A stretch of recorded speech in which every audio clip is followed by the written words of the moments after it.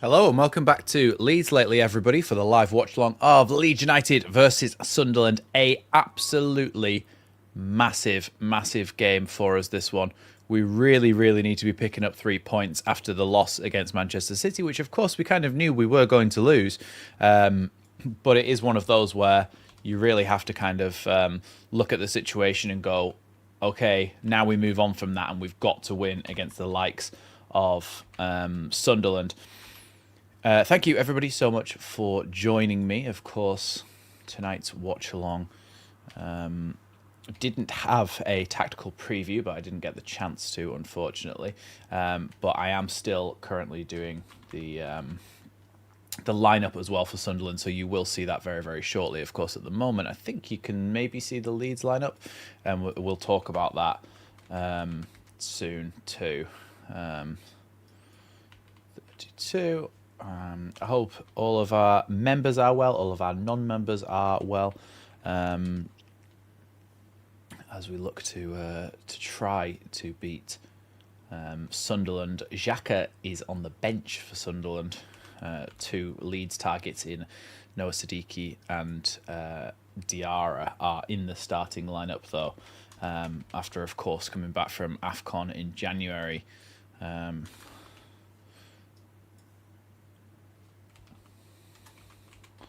Just finishing their lineup, and then we should be totally ready to go. Apologies for this. Oh, they've still got a City badge.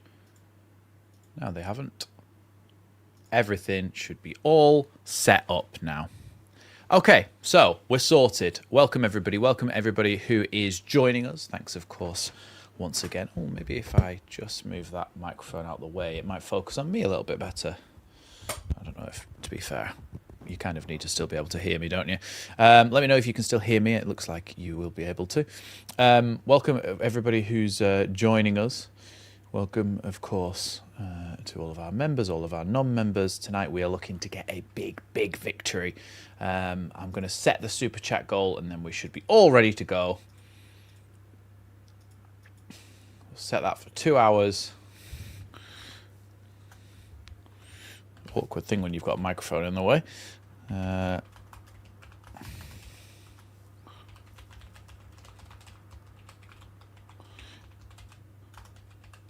In the context of our season, it is a massive one tonight. It's not necessarily completely the end of the world if we don't get 3 points. However, you are looking at these as the sort of games, promotion, a fellow team who's been promoted with you. You have to be trying to beat them at home. You really do. It's just one of those situations, isn't it, where you've just got to do it. What I will do is get that ready. There's that. Are we on telly tonight? Are we on telly? Let me check. Or is it one of them bloody TNT, BT sport ones? Let's check. Yeah, Roofs, however you pronounce his name, is out for tonight's game. So that is going to be an interesting one to see whether we are able to try and do something against them. I've never even heard of their second choice keeper, Elborg. We'll go through their lineup very, very shortly. I just want to make sure I've actually got the game up. Like people are saying, it's on TNT, so... Oh, I need to switch that over to headphones. Apologies, I was trying to rapidly get some food down me before the stream started. So TNT Sports 1 is Liverpool, and TNT Sports 2 is Leeds versus Sunderland. So that should be us all sorted. Okay, so... Oh, that's very weird. Thanks for pointing that out, Will. I changed that, and for some reason this thing's been a knob and not done it properly. Right. I'll have to go back to their lineup and see who I've missed.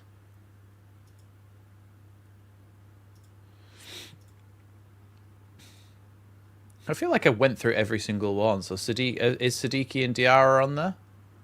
Siddiqui's not. Siddiqui's missing. God, it's not like it's one that's right in the middle either.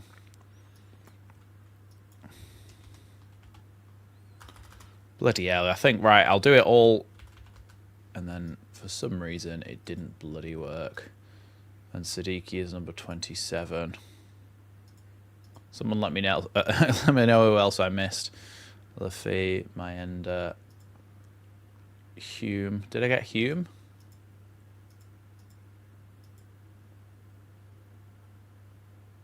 I bloody didn't. That's why. Now I've got to move everybody down one. And Hume is number 32.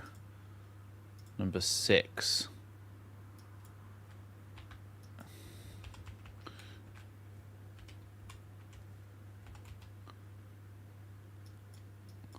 Then Siddiqui. Then Diarra. Bloody hell, we're a mess tonight, we're a mess. Once it's sorted, though, I promise you, we'll be back to professionalism.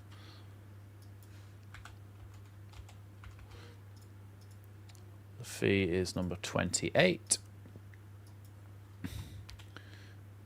And then you've got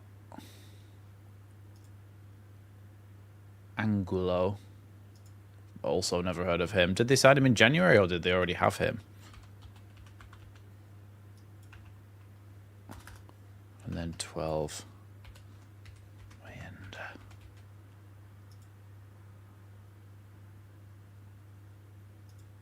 right. Should be bloody working now. There we go. Right. There we go. So, that's sorted. So, Elborg in goal for Sunderland. Luke O'Nien, Ballard, Alderete, and Hume are the defensive unit for Sunderland. Geertruida and Siddiqui in the midfield, with Diarra, Laffy, and Angulo ahead of them, and Mayenda is the lone striker in this 4-2-3-1 for Sunderland. So they do have a few players that have dropped to the bench. Their bench consists of Moore, Jones, Xhaka, Rigg, another Jones, Alexic, Talby, Traore, and Isidore. Sunderland fan has commented a meme on the lineup with a very worried-looking face. So hopefully that bodes well for Leeds. I'm just going to grab the Leeds lineup just so we've got the bench for when I talk through that. But yeah, so what's everyone thinking of the Sunderland lineup? I think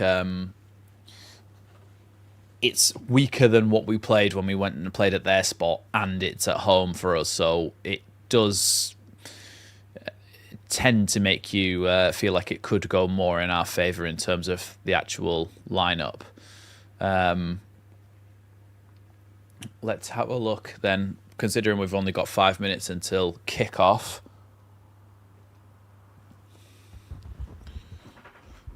Let's have a look at the Leeds United lineup. There we go. So, oh, we're not 4-4-2 though, are we? That's the only thing. We're back again to the 3-5-2 or the 5-3-2, however way you want to, whichever way you want to describe it. It's the same, really. So the Leeds United lineup then: Darlow in goal, Bogle and Goodmanson in their traditional positions at wing back. James Justin once again comes in on the right side of that back three, with Rodon and Strauch making up the other two.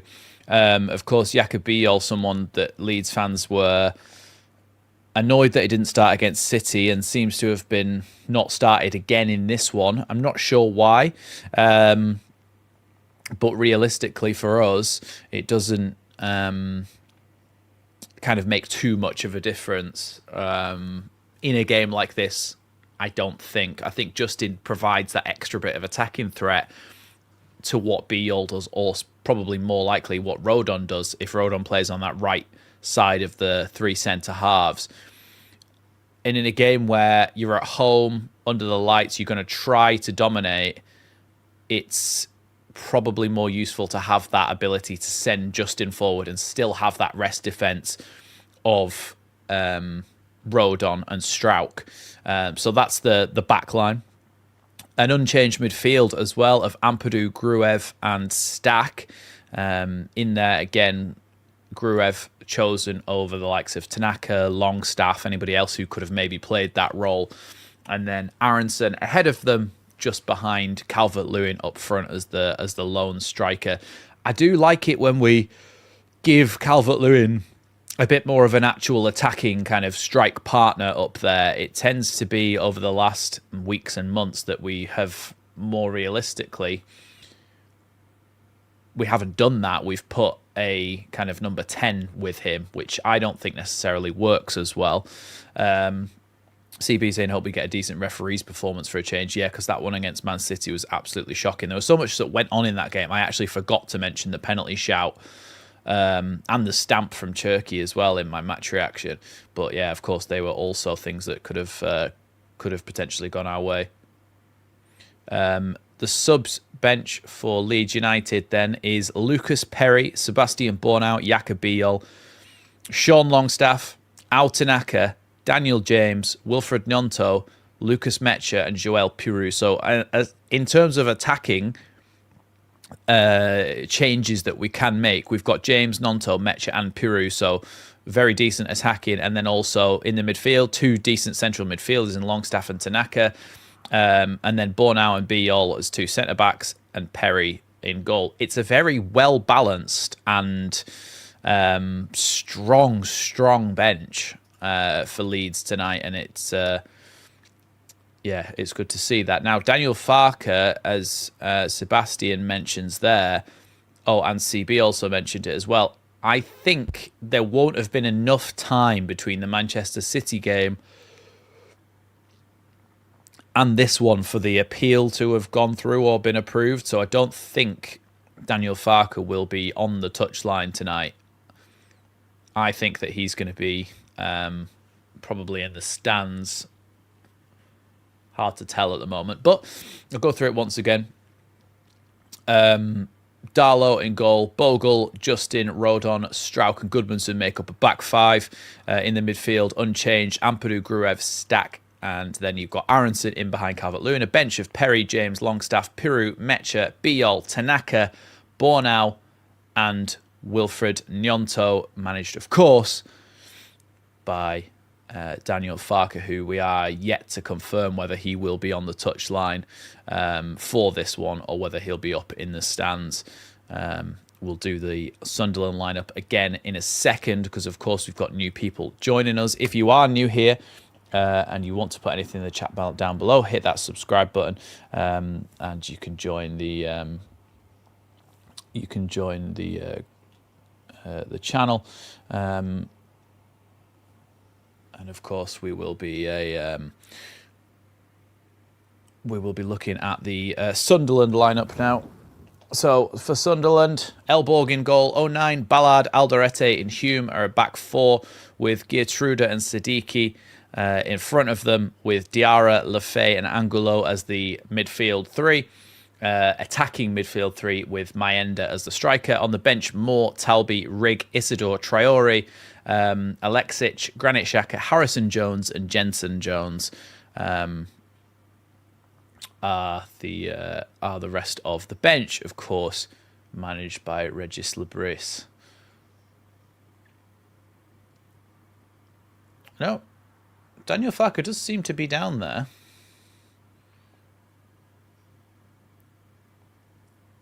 He seems to be down there, Daniel Farke. Come on, Leeds. Let's get into him, eh? It'll be good to see Leeds start fresh, start quick, and get an early goal. Anton Stach, 4 goals, 3 assists in the Premier League this season, being focused on here.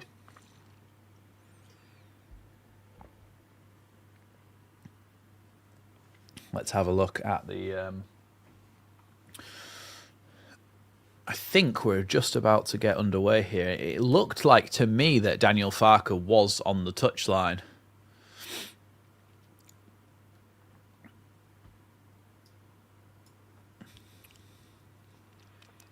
Just about to kick off here. Referee blows his whistle. Leeds United kick off and give the ball back to Carl Darlow. Long ball forward by Darlow. Calvert-Lewin takes a good touch there. Leeds managed to somehow keep the ball in. And then a tackle by James Justin means that one's going to go out for a throw-in for Enzo Lefebvre. Yeah, it's a good point, Paul. It is a good point. It's one of those, isn't it, where you're looking at it thinking, at this stage in the season, given the position that we're in, we're 6 points clear, a win would be amazing, but a draw keeps us moving, keeps us getting points, keeps us picking up points. That's the Sunderland team on the screen. We'll switch back over to the Leeds team because, of course, everybody wants to see that. Hi, Robert. Welcome to the stream. Welcome to all of our Leeds Elite members joining us now, like Karen and Robert. But we will be hoping to get something out of this game tonight, especially 3 points. It's going to be a free kick here to Sunderland inside their own half. But it looks like they've kind of put everybody forward as Hume gets ready to take this free kick.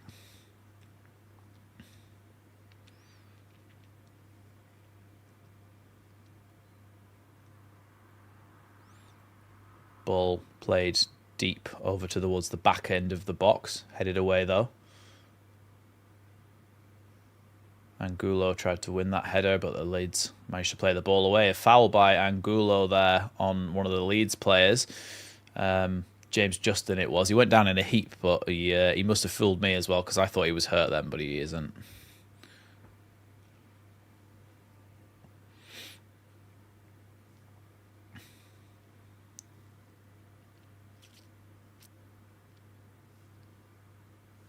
Hey, welcome back, Rad. Yeah, I don't know whether sometimes it just maybe it flicked over to the new month, maybe. I don't know, and some reason. But yeah, thanks very much for re-becoming a member. I appreciate that. If anyone does want to become a member, of course, you get priority access to me replying to you in these streams. Use of emojis of ex-Leeds players, and probably the main thing is that you get some of the videos early. Angulo tries to go for a cross there, away by Strauch. Now Gruev tries to clear. There's been some tasty challenges flying in already. Dominic Calvert-Lewin held back there, and then surely, yeah, it's been pulled up now. Hi, TJ Ray, a.k.a. Tim. Welcome to the stream, Tim. Thank you for joining us. Member for 11 months. Thanks very much, Tim. Rodon here now. Now Gruev, who tends to drop into to make it a bit of a back three, whilst Justin can go forward. And here is Justin out on the right wing. Cuts back. He's got Bogle with him. I think we saw how effective our fullbacks were last season. And now Daniel Farke's like, okay, you can have all the fullbacks. Let's have 3 fullbacks. Here's Justin. Little lofted ball forward. Cleared away, but he can pick it back up himself there. No, he's just going to let it go out for a throw-in. It's going to be a throw-in to Leeds. Clearance by Alderete, eventually going out for a throw-in to Leeds. Good shout by Robert there. Remember, everyone, no early goal shouts. Please don't tell me if a goal goes in at either end until I've reacted to it, because it will spoil the whole game for me. Thank you. Here's Strauch. Now Joe Rodon. Back across to Strauch. Bit of space over the other side for Goodmanson, and Gruev gives it to him, but he is being closed down here. Goodmanson decides to carry it, does well there to get past Enzo Lefebvre. Still going here, Goodmanson. Right to the byline, tries to cut it back. Cleared, though, by Hume. It's going to be a throw-in to Leeds. Tell you what, though, Goodmanson's just so good at doing that. I think he looked up and saw that it was Enzo Lefebvre. Oh, no, he didn't. He saw it as Luke 09, and he just thought, I'm going to be faster than him. And he just took it past him, and they had no chance of recovering it. Unfortunately, Ballard got a touch on the cross. It must have done, Roger, but I didn't. I hadn't heard anything about it. But then, to be fair, I haven't been checking. I haven't been checking all the time, so it may have been. Yeah, it may have been one that was done late.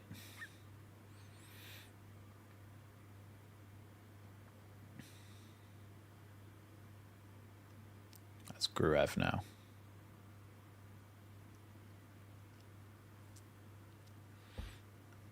Thanks so much to Kiss My Art. I have to be careful how I say that, and I imagine that's probably the reason. For becoming a new member of the channel. I really, really appreciate each and every person who does that, because it really, really helps to support me and the channel. So thanks very much, and welcome to the community. Here's Goodmanson, who tries to cross it in, bobbling around a little bit, cleared by Siddiqui. It's only just come down after all that time, and it's going to be a throw into Leeds in a position that Ampadu can take it from. Farke is on the touchline.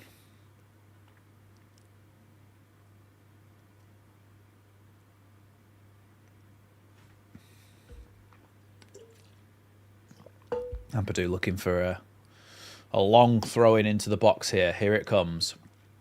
Into the box, out to the edge. Aronson can pick it up. He's looking for a passing option. He has to go back to the halfway line to Jaden Bogle. Now Gruev out to Goodmanson. So Farke did have a red, but it must have been rescinded maybe, because he is on the touchline, or at least I saw him. At least I saw him shaking hands with Regis Labris. I don't know whether he then headed up into the stand or what, but here's Ampadu. Now Justin leads with a bit of a chance to attack here, but let's keep it moving quickly, otherwise they're going to get too many players back. Here's Bogle. Tries to cross it in, and it's going to be a Leeds throw-in again. To tell you what, Ampadu does most of his running over to the touchline to go and take the throw-ins.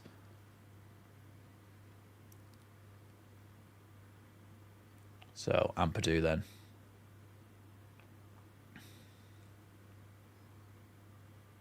I didn't hear that, Rich, but to be fair, the ball spends a lot of the time off the pitch, so it would be quite a good thing to do. Goodmanson's strike there as it bobbled to the edge of the box wasn't a strong one, and it fires wide into the crowd there. Yeah, he slices it really. He does get his knee over the top of the ball, but he just hits it with the wrong part of his foot. The contact wasn't right, and it spins off away from goal. Nope. Daniel Farke is on the touchline, guaranteed, confirmed. Aronson trying to keep the ball there. Good play by Ampadu to sweep it out to Bogle. Back now to Justin.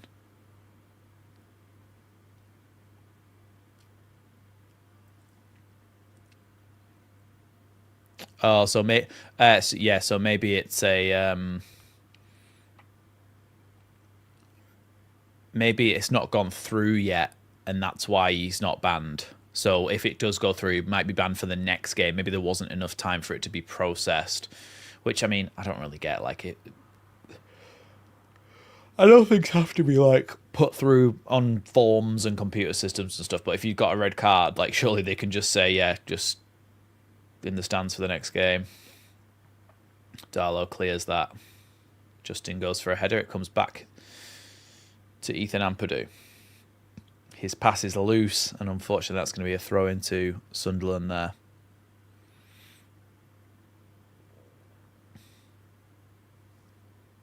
When is the Norwich game? That's not for a while, is it? Let's have a look. Leeds United. Oh no, that is the next game. So Sunday the 8th of March. And then Sunday the 15th of March. Well, that'll be nice to have a nice that'll be nice to have a nice FA Cup game, and look, we could be in the quarter-final if we win it.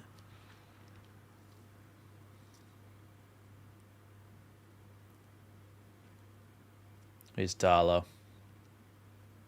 Gruev.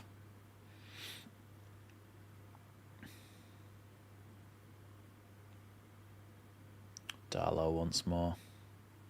Sends that one long. Little header onwards. Picked off by Ballard, though. Ballard's passed down the line. He's also cut out, this time by Goodmanson. It's going to be a throw-in to Sunderland.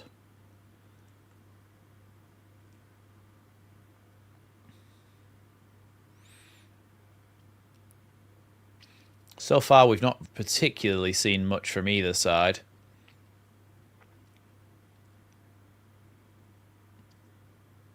Luke O'Nien has only had 21 minutes on the pitch in the Premier League this season, and it's his first ever Premier League start. So, his Stach, by the way. Gruev, ball to Aronson. Aronson in the box, goes to shoot, it's blocked. Picked off by Gruev, though. Here's Goodmanson, poked back to Aronson now. Gruev, Ampadu. There was a chance there for Leeds as they gave the ball away from their pass back to the goalkeeper.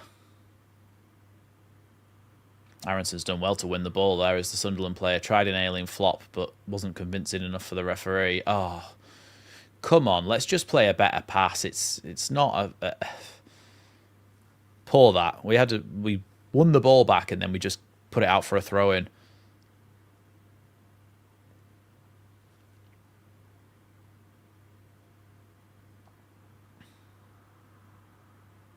Yeah, Aronson goes for a strike on that on before, but Ballard's big foot was in the way. Thanks, Mr. Tom Bray. Appreciate that. His Stach. Good tackle low on him by Diarra, I think it was. Oh, no, it was Gertruda. Bogle chasing down Hume here. Forcing him backwards, and the clearance by Alderete. Won back by James Justin. Now Aronson. Leeds win it back though through Ampadu. Bogle. Ampadu once more. Now Rodon.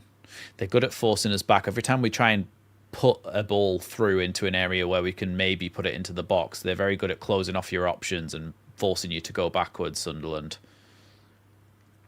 I don't think they've conceded that many goals this season, have they? Because they have been really good at stopping that.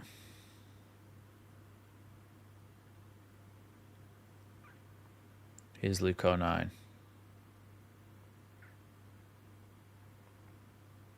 All the way back to Alderete. Hume. Now Alderete again. Ball forward there, cut out there by James Justin very well as he plays the ball into the feet of Anton Stach. Don't know if anybody saw the Julian Nagelsmann comments about Anton Stach during the week. In fact, I'll find it because he was on. It is Nagelsmann, isn't it? The German national team manager. Yeah, Julian Nagelsmann, right? This is his quote about Anton Stach with regards whether he will get in the Germany squad for the World Cup.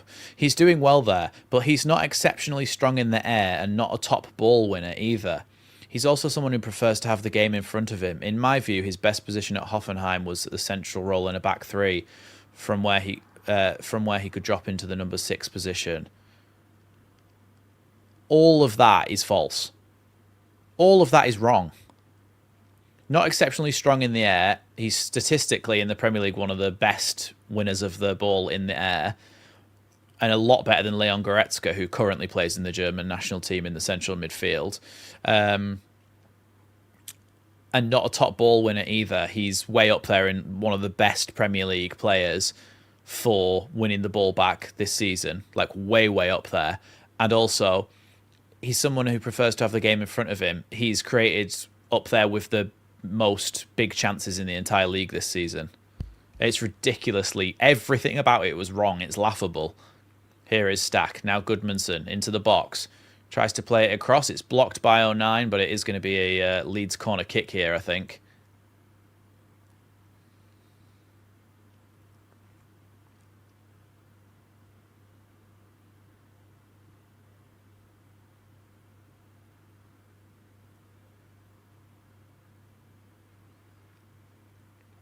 It's going to be a corner kick here to Anton Stach. Ball in towards the 6-yard box. It's headed away. Diarra trying to find a way to get rid of it. There's a lot of Leeds players there. It's going to be another Leeds corner. How come Farker is on the touchline? I thought if he got a red last match, he couldn't be there. Yeah, he did, but I don't think there's been enough time between the games for it actually to have been processed and gone through yet.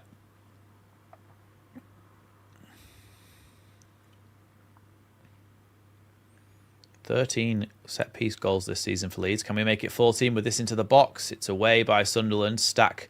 Oh, look, Stach just won another header, Julian Nagelsmann. Back to Stach again. Now Aronson.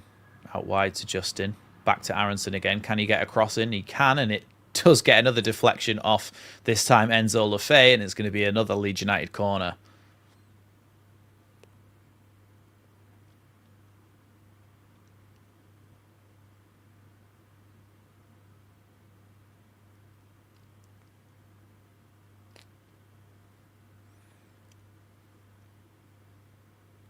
Anton Stach, ball into the box, headed away. They keep, good header back into the box there by Aronson. Calvert-Lewin trying to get there. Goalkeeper manages to dive on it in the end. Bit of an awkward one there, but we do keep putting the ball into an area where we've got no players in the box.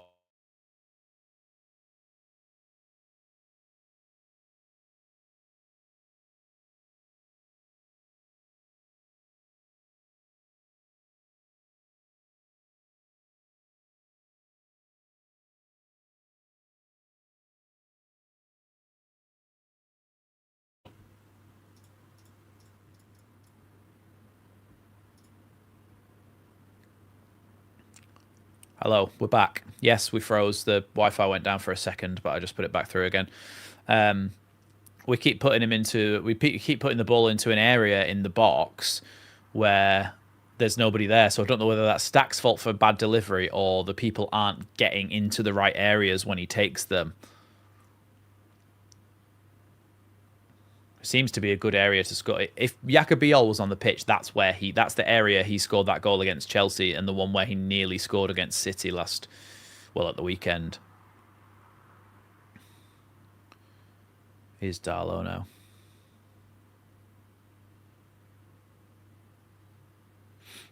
Now Goodmanson. Trying to get past 09, but even he's not quick enough to knock it around him like that. Oh, coming together there. As I think Ampadu it was that was pushed over by Siddiqui. Yeah. Do people still have electric meters that you have to put money in? Or are they being like slowly phased out? I've never had one of them.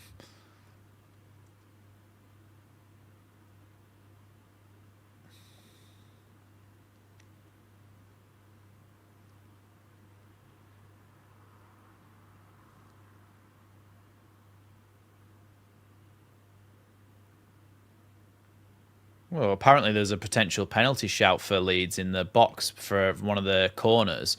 Luke 09 had his arm around the neck of Strauch and basically wrestled him to the ground. Their goalkeeper, by the way, who is their second choice goalkeeper, has just gone down. Simon Moore is the backup goalkeeper.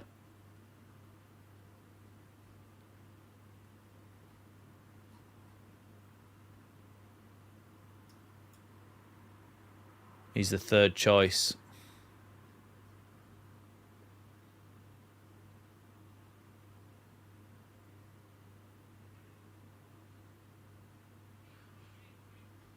And Calvert-Lewin didn't touch him there.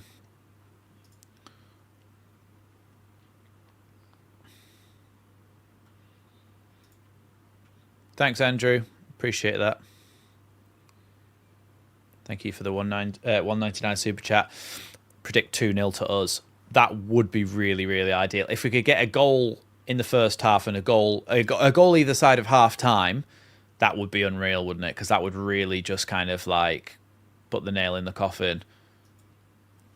But this is a game where we should be looking to get 3 points.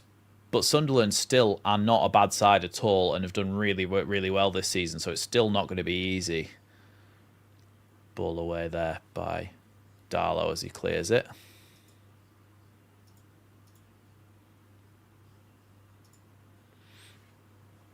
Throw in now to Sunderland.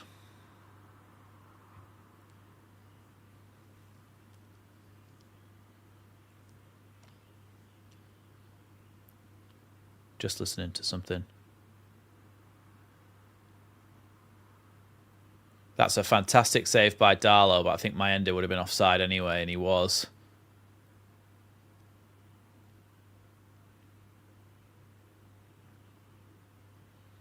Yeah, he is offside, my ender. It's a really good pass, but he's offside. Good touch and strike, but good save by Darlow, but it was offside.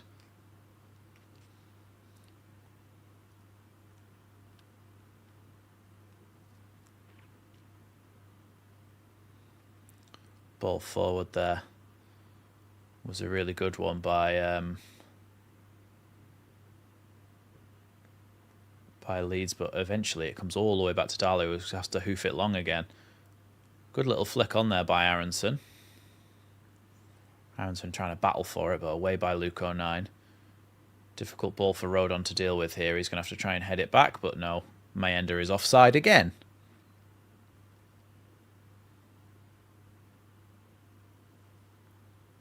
I don't even know if VAR checked the penalty shout.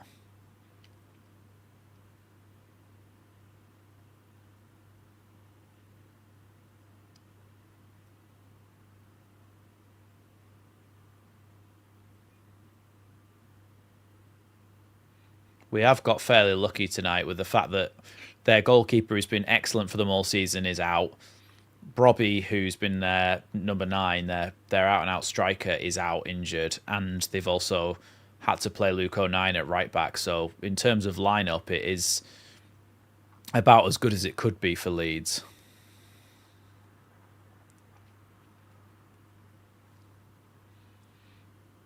I think we paid about 500 grand for Darlow, and I think we paid about 10 million for Perry.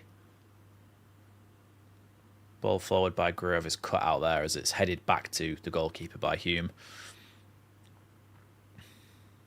There was a lot of complaints there because the goalkeeper went down, and I was talking about it before, but it meant that Sunderland, basically their whole team, went over to Regis Labris and had a team talk. And there's obviously still no kind of ruling to stop. If a normal outfield player gets injured, they have to go off the pitch for 30 seconds, don't they? Like, so that play can continue.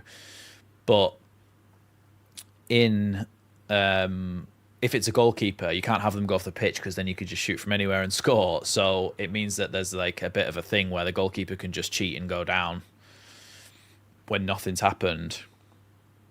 Referee blew up for an Anton Stach tackle there, and I don't think there's much in that. Yes, he stepped across his path, and I think he might have even... No, he didn't quite get a touch on the ball, but there's not much in it.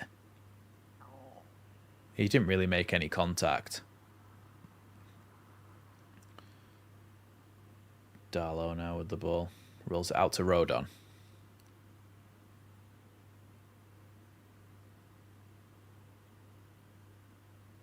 Darlow sends that one up to the... Well, towards the left wing for Dominic Calvert-Lewin to chase, but it's just straight back to a Sunderland player. We seemed a little bit more kind of disjointed now. The way that we're playing and the way that Sunderland are playing at the moment, leaving us to a stalemate. And like Michael Evans points out, it's not particularly interesting viewing.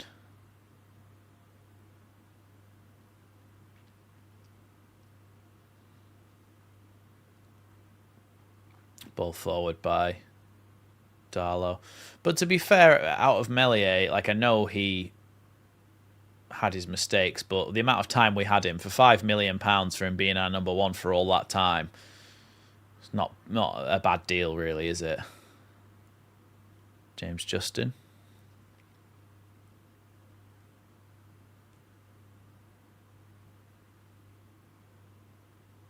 Rodon's going to have to go all the way back to the goalkeeper. They do press quite aggressively. Hi, Daz.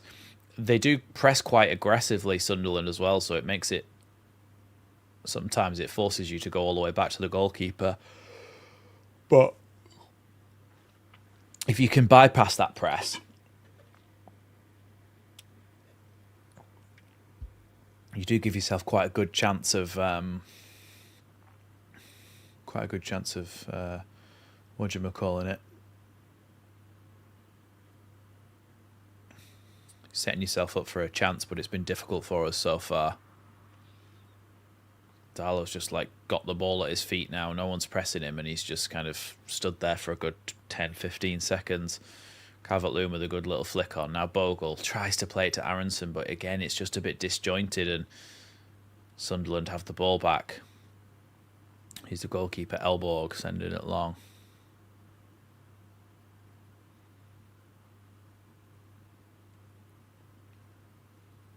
Here's Goodmanson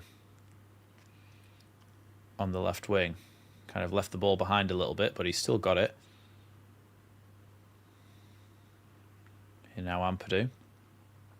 Yeah, that's the problem. We don't seem to have anybody in that kind of number 10 role. I know Aronson's trying to do that, but Aronson is not that type of number 10 to link up the play as much. He's much more of a, like, try and make runs down the wings number 10. Hi, Patrick McMahon. Welcome to the stream.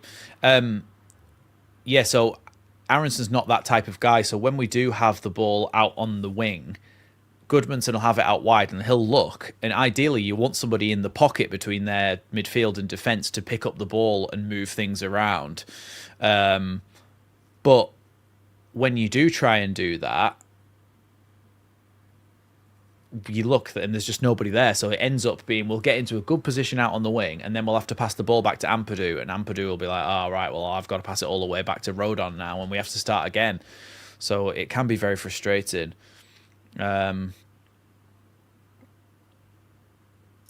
you to Has Haribo 7439 for the £2 super chat. I really appreciate that, Harry. I'm assuming you're called Harry, but thank you very much for the £2 super chat. I really appreciate that.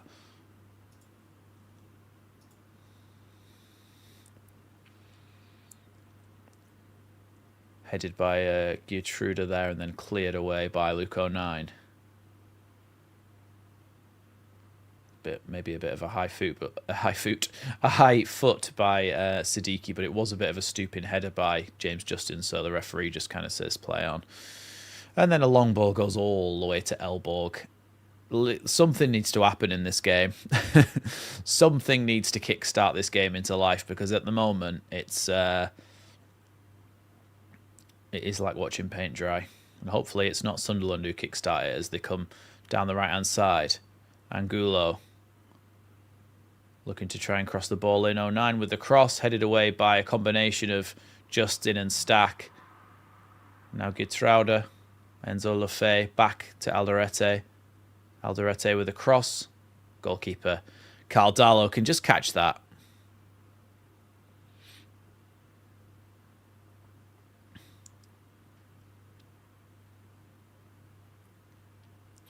Clearance there by Darlow.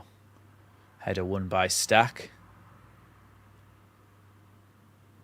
Bogle tries to play a ball over the top towards Aronson, but swept up by Ballard. And now Hume fouled there by Bogle, and it's going to be a free kick to Sunderland.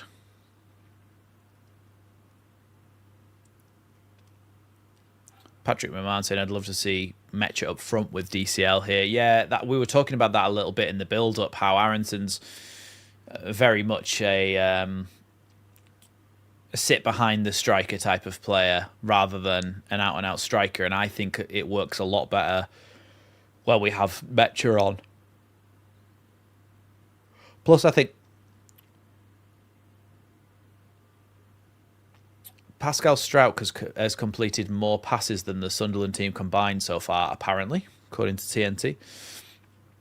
Thank you, Paul, for the 4.99 super chat. I really appreciate that. Rodon and Strauch both rugby tackled this week. VAR ignored both. Was there a rule change made that I missed? No, there's a clause in the rules though, and it just says in brackets doesn't apply to Leeds United. That's all it is, Paul, as you probably well know. Thanks very much for the super chat though, Paul. I really appreciate that.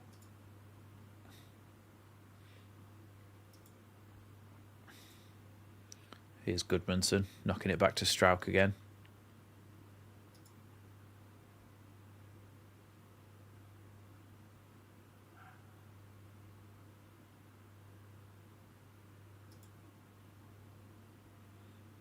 Ball all the way back to Darlow.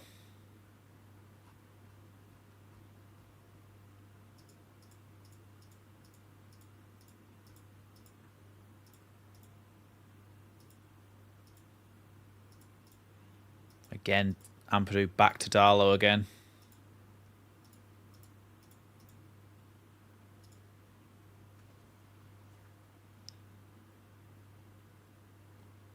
Bit of a shove there by Alderete, but nothing given. And now ball goes back to Elborg, and Aronson was closing him now. Now Bogle's closing down Siddiqui in the corner.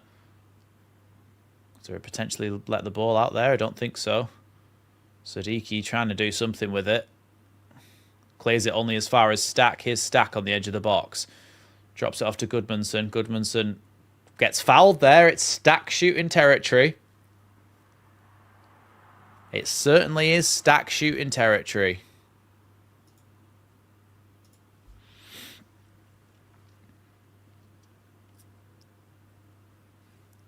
Yes. Anton Stach then with a chance from outside the box here. Goodmanson just cuts back, and then Geertrude, yeah, with a bad tackle on him. Well, it's good that you say that, Swiss cheese, because I was thinking that with a lot of the things that have happened here do seem to be leaning that way.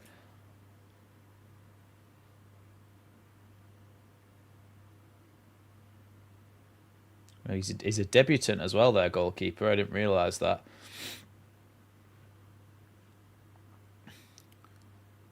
Gruev over it. Now Stach shoots! Great save by the goalkeeper. It was going in. It was going in. He's very, very good at free kicks, Anton Stach. That ball was going right in the bottom corner, and he read it.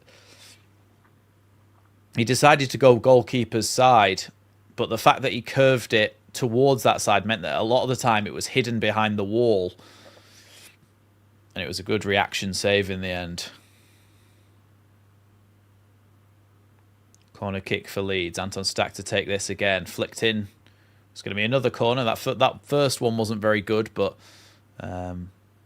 Everton 1, Burnley 0. Thanks for the update, Karen. And also, I really appreciate goal updates from the other games around the grounds. Corner comes in again from Leeds. Headed away, only to the edge of the box. Aronson back towards the goalkeeper, who punches it, but not too far, as Aronson's able to pick it up again. Now Ampadu. Oh, Ampadu, man. Just flick it towards goal. Now Stach.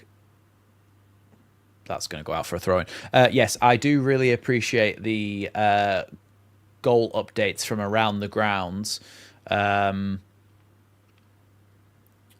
However, just a reminder, please don't tell me if a goal goes in this game until I've reacted to it. But Tarkowski scored for Everton, and they are 1-0 up against Burnley, so that is very good news for us. Hume with the throw-in.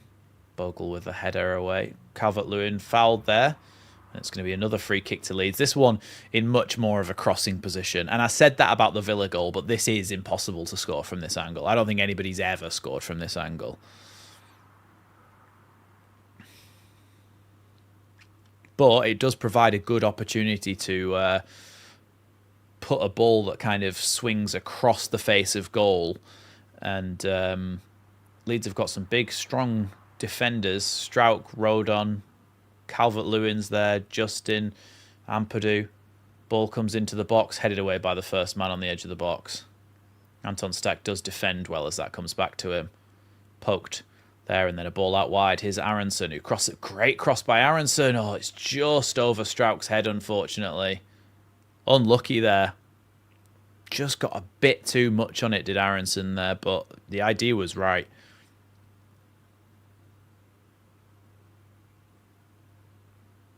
Okay, it's just lofted too high over everybody there.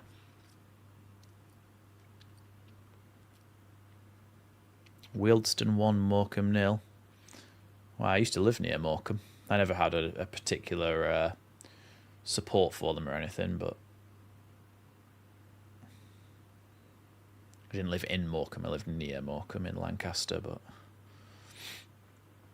that's going to be a throw into Sunderland there over on the right-hand side.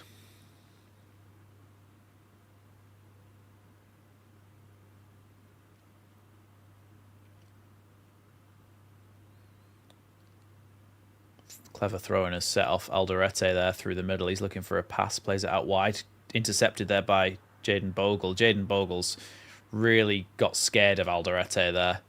Rode on with a good header away. He could have probably taken that away.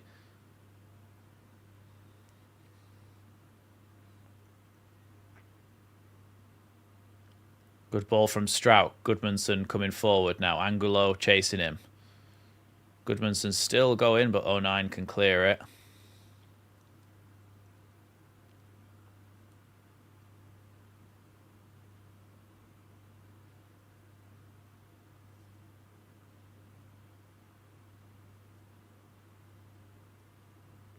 Here's Strauch.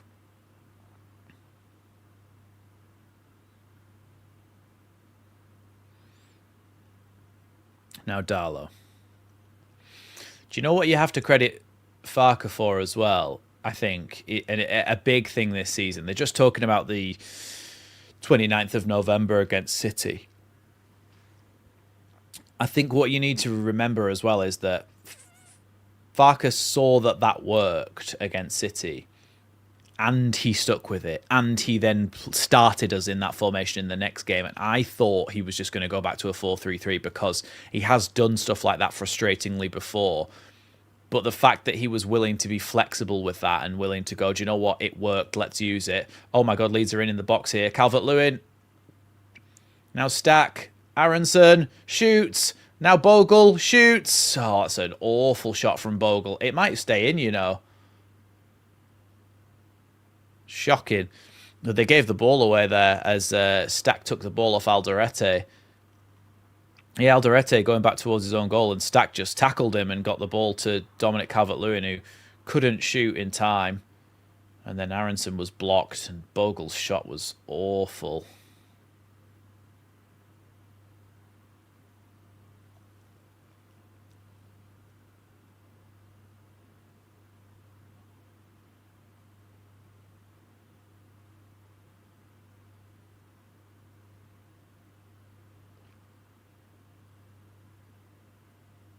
Clearance there by Ballard.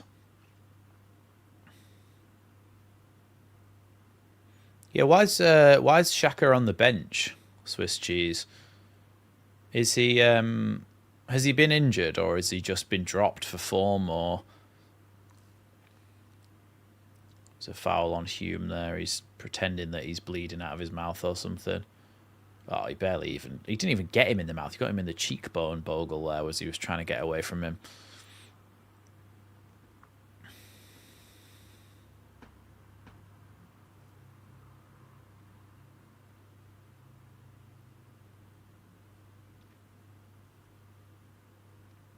It is mad, isn't it? Like, football is just about money.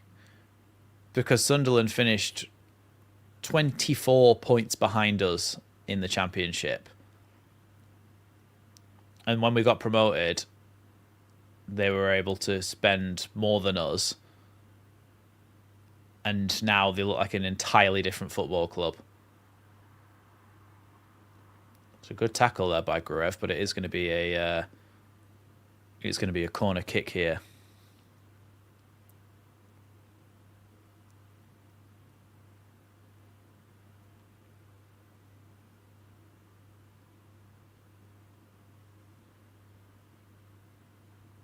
Here's Enzo Lefebvre. Okay, thanks Swiss cheese for the for the reply. Enzo Lefebvre then with the corner kick here for Sunderland.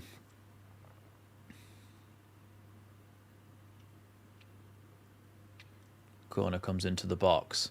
Headed towards the goal, away by a combination of Leeds players there, ending with Rodon, and Aronson boots it to the halfway line. That could have been bad.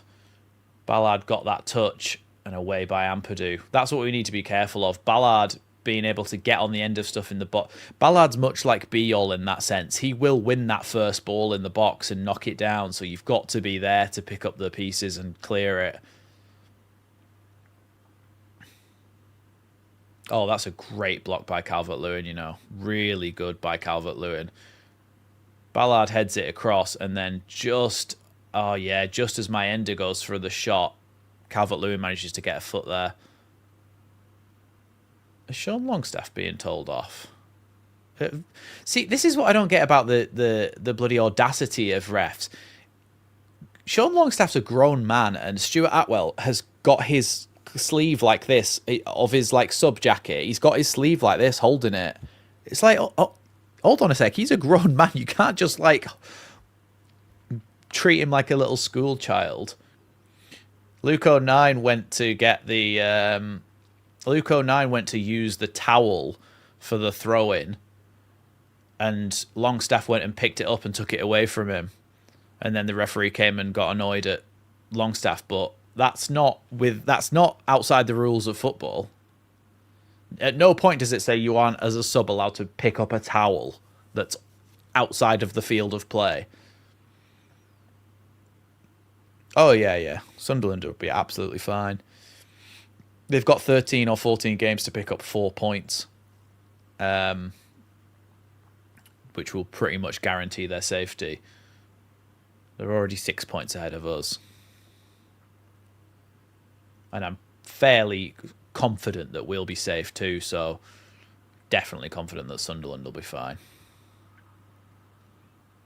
But it's nice to have some kind of classic Premier League teams back in the league, isn't it? Sunderland, Leeds.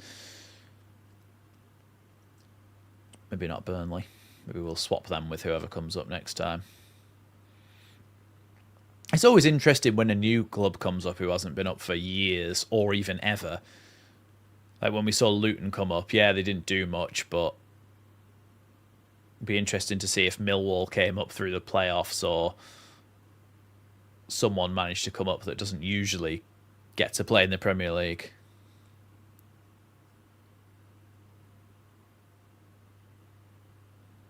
Aronson to Goodmanson. Good ball forward towards Calvert-Lewin. His flick on, though, unfortunately, is going to go all the way through to Elborg. I think Wolves are more likely to go back up than Burnley. No, do you know what? Burnley always seem to do well in the Championship, but I think Wolves would come straight back up. Yeah, Wrexham are also in a playoff position, but then it's also, I don't know. Sometimes because everybody wants to see Wrexham get to as high as they can, it makes me want to go, no. Because they have bought success. Which is what all the Premier League teams do as well. Where the top Premier League teams have bought success, but like especially your Man Cities and your Chelseas. But it's not the fairy tale that people make out, is it? Because of course they were going to get promoted if they could just outspend everybody in the lower divisions.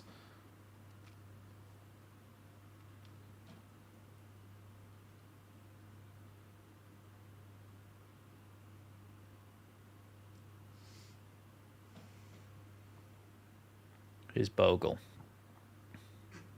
Now Justin.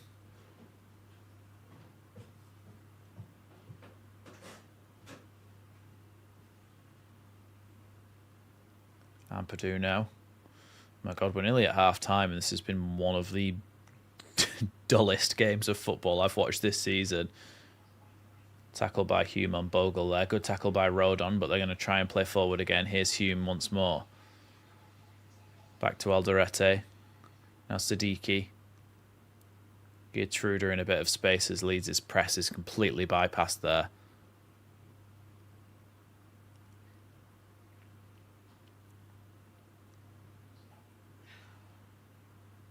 It's going to be a throw into Leeds there at left back. Yeah, I would like to see Mecha up top.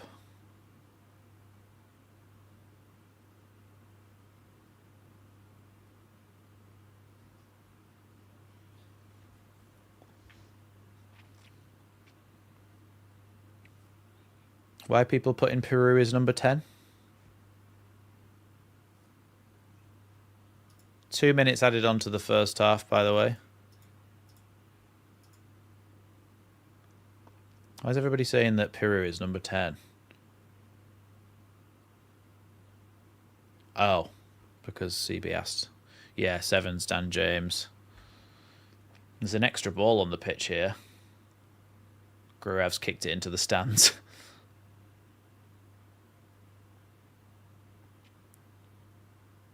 Now Bogle gets it back, and then Hume, and now Siddiqui. Good tackle there by Leeds, and Leeds can come forward again. Here's Ampadu. Ball down the line here towards Stach, and then cleared away, but it's bobbled into the box. Oh, and eventually they can just clear it. Nobody's getting any lucky bounces, really, for either team in the attacking areas. Here's Aronson. That's going to be a foul to Leeds. A free kick right on the edge of the box. It's Anton Stach territory. It's Stacky Wacky Doodah territory. It really is Stacky Wacky Doodah territory. Ballard got himself a yellow card for that tackle on Aronson, by the way.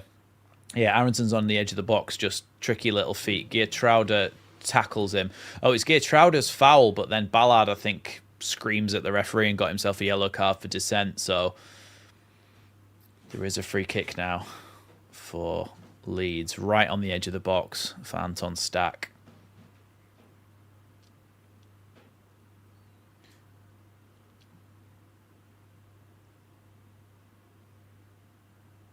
That was why. Yeah, Luke09 decided that when the ball was already on the pitch, he kicked it into the middle of the pitch to make the situation worse of having two balls on the pitch. So he was just being a little git, which I think he's kind of known for in his career. Didn't his other appearance in the Premier League, he just got a red card as soon as he came on? Swiss cheese will know.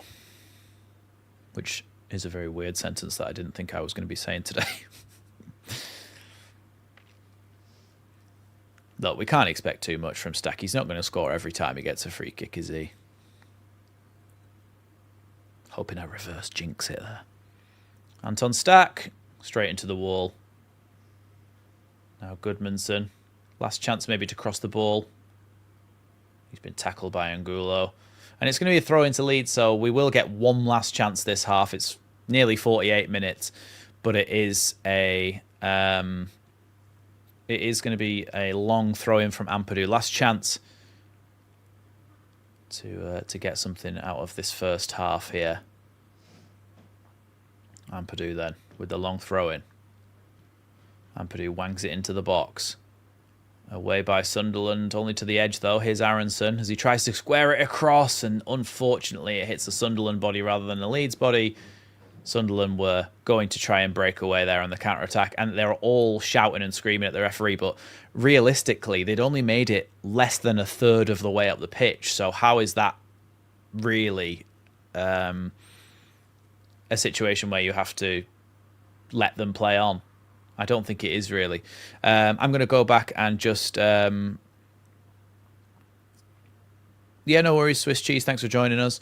I am just going to fill my water bottle up because I realised I didn't have a full one when we started, so I'm pretty much out. So I'm just going to fill my water bottle up, and I'll be back very shortly. So don't go anywhere, and we'll discuss the goings on of that first half.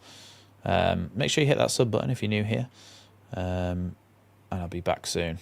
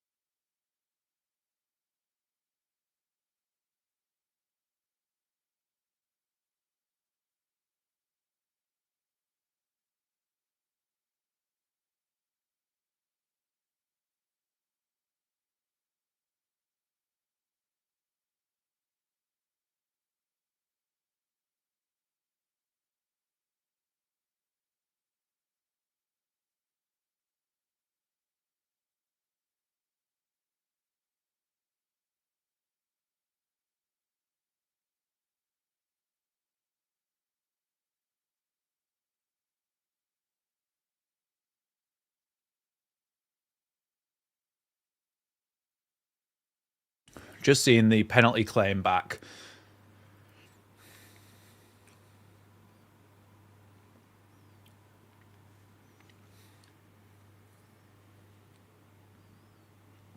TNT just talking about, and Jermaine Beckford talking about how Strauch was dragged down by his throat in the box and it's not been given. And yes, I was just eating a piece of Rocky Road. Yes. Homemade. Becca made it the other night. Or the other day.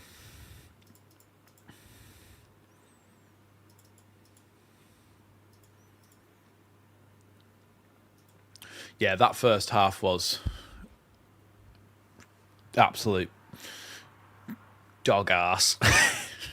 It was so bad. It's so hard to keep. It's so hard to keep a stream entertaining when Leeds are playing like that. But yeah, there are a few moments where there are a few moments in there for us, a few little moments, but in reality, none of them were that clear cut. But Sunderland are very good at defending.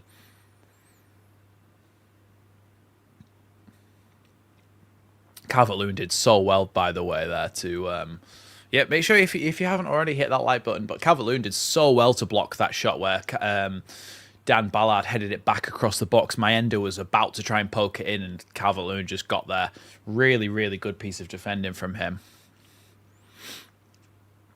Paul saying even Sky, I think it was a penalty. It's that obvious, yeah, and TNT as well. It's that's two in two games. 2 in 2 games, really, isn't it, that we've had that happen to us, and very frustrated. Well, maybe we'll see Farke run on the pitch and get another red card. I don't know why, but I seem to have become a different colour since I came back. I don't know why the lights are... Maybe if...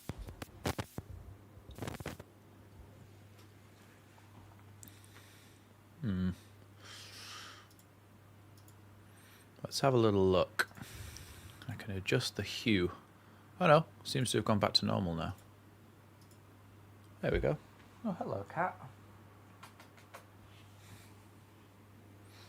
Oh, she's going for a little drink. Me. No, she doesn't want to be on camera today, guys. Unfortunately. She decided that she doesn't want the fame today. She's gone and hid under the bed. I mean, she does that anyway, but it's funny to think that it was because I was going to put her on the stream. Yeah, hi, Wayne. I mean, well, today, literally, the plasterer started plastering the office. So we've moved... I've moved my desk out of there into here for the next kind of month or so whilst we decorate it. And then we move back in there. We should have the full use of the office. Source pun. I'm not really sure what your problem is, but let's think about the fact that you're a grown adult hiding behind a picture of Peppa Pig's dad on a profile picture, joining live streams and trying to troll people. And let's think about how sad your life is to have to do that. So I feel sorry for you more than anything. But when we're looking at the lineup, I think potentially something that would help us out in this game, whilst I do genuinely think that Aronson's been really good over the last couple of weeks and months in the positions that he's been in. It's... doesn't necessarily mean that it's a slight on him to say that I think he probably should be taken out of this game and that we should have Mecha be the one to go up front alongside Calvert-Lewin, because I think when Calvert-Lewin is winning those flick-ons, he needs somebody going beyond him, not somebody dropping back from him, which tends to be what happens with Brendan Aronson. So I think somebody like Mecha can also win the flick-ons for Calvert-Lewin. So there's a more of a kind of a symbiotic relationship there, I think. So it's going to be interesting to see kind of at what time he does that. I think Sebastian is saying about maybe Biol and Mech in for sure. Gruev out, yeah. But well, the thing is that I think that maybe part of the decision behind Biol, I kind of mentioned this at the outset when we first started the stream, was potentially because it means that James Justin can go and join Bogle as part of the kind of attacking lineup. But I think, yeah, there may be something to be said for the fact that Gruev is on as well. So maybe Gruev for Longstaff or Tanaka, and then Aronson off as well. Or you could see, that's if we're just considering staying in this formation, you could see that when we went to that kind of like the 4-3-3, you could have Calvert-Lewin up top. You could take Aronson off, put Dan James on the right wing, take Gruev off, put whoever, Nonto on the left wing, for example, and then bring one of those back three into the midfield and swap them out for a Tanaka or a Longstaff. So there's... And that's probably more likely what he'll do. He'll probably stick with the 3-5-2 until such a point where he thinks it needs to change. But if we're looking at it pragmatically, we don't actually have to win this game because we have got one of the easiest run-ins. But you don't want to be relying on future games. You want to be getting things done as soon as possible, don't you, to try to get ahead of it on points. You just want to get away from the relegation zone as fast and as soon as possible so that you don't have to worry about it. So it's going to be interesting to see how he deals with it. It's at home. It's against Sunderland, who, yes, have been good this season. However, it's one of them where you're looking at it and thinking, well, it's still a home game at Elland Road, where we've been really good this season. And I think that realistically, we probably should be trying to get 3 points out of this. So hopefully he makes positive substitutions to try and affect the game, because at the moment, I think it's... the presenter is saying the most important talking point of the first half, which sums up the game, is the fact that Sean Longstaff took the towel away from Luke O'Nien when he was trying to take a throw in. Some people get very angry over football. There's a man in the crowd, a Leeds fan, behind Sean Longstaff whilst that was happening. I can see it on the replay. And he's going, pointing and screaming and shouting. Everybody else is just having a laugh about it, and he's going mad, but it can't be good for you getting that angry.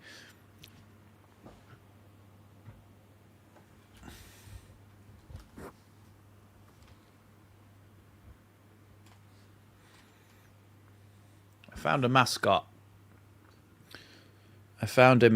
Luna the Copcat. Are you going to give us some good luck? Usually that's what she's here for, because she also looks like Lucas the Copcat, so hopefully she gives us a bit of good luck.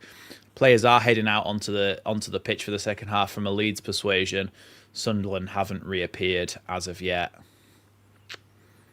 Luna says hello to everybody. Oh, all right, sorry. Go on then. And the Sunderland players are heading out now onto the pitch. So we should be kicking off very, very shortly, which means I'm going to take a bite of this rocky road. Don't worry, I'm going to mute my mic so that you don't hear the sounds.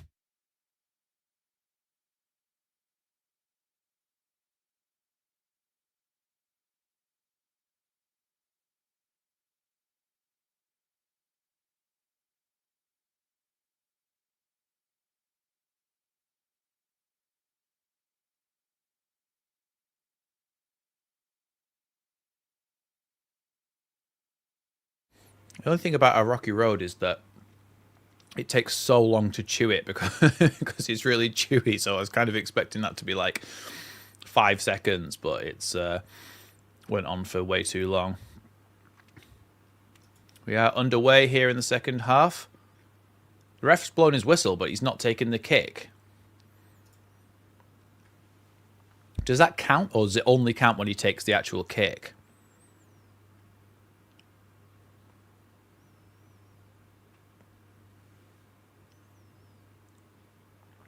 Alderete's gone down already.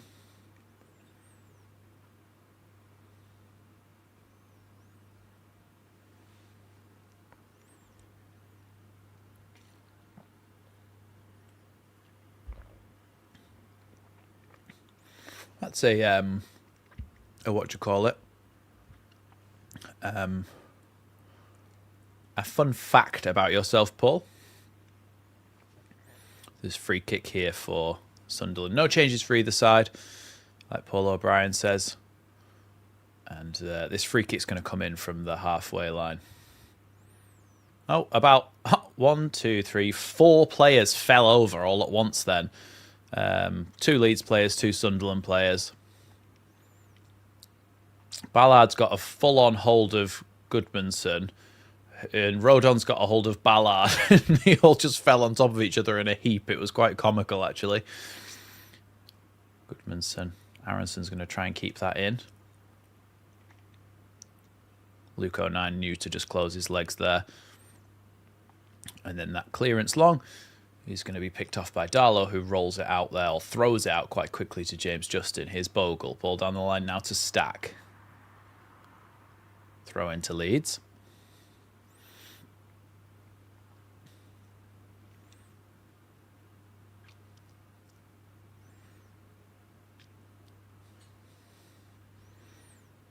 Yeah, let's have a look at the... Oh, good turnout by Aronson there. And then a switch of the play to Bogle. Oh, James Justin's not... It's James Justin, sorry. Can't keep it in. The amount of times we misplace passes. So, Everton 1, Burnley 0, Bournemouth 0, Brentford 0. Of course, Leeds United, Sunderland 0, and Wolves versus Liverpool is also 0-0. I think at this rate, Wolves could... Darlow can clear that one. I think at this rate, Wolves could actually overtake Burnley. Ballard's just fouled Aronson. There was a long ball forward.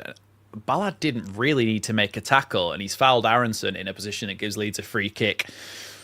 Way out on the touchline, but just slightly inside from the corner flag.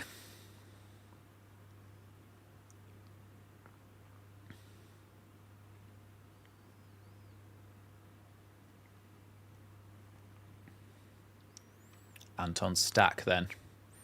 Getting ready to deliver this in. For some reason, Rob put Leeds need to go for the throat pronto, and I read it as just out the corner of my eye, Leeds need to go for the throat potato, and I thought, what's a throat potato? I've never heard of that before. Is this some sort of saying that I don't know? But yeah, and then I had a second read. Stach with the free kick into the box, pushed away by the goalkeeper rather than punched. Now Aronson tries to turn away from Lefay, but that's going to be a free kick against Leeds there in the box. Mayenda's gone down. They don't have to go down a lot, do they, Premier League players? It's like... Never had a throat potato, you've never lived. The amount of the times that the players just dive on the floor and it's just like, oh, okay, the game stopped again, has it? We don't want to get to the point where we're like American football, where there's so many stoppages that they can actually shove adverts down your throat in the meantime.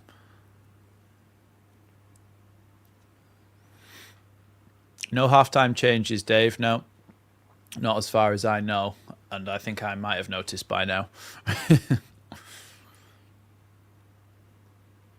Elborg picks that one up and does a netball chest pass to Alderete.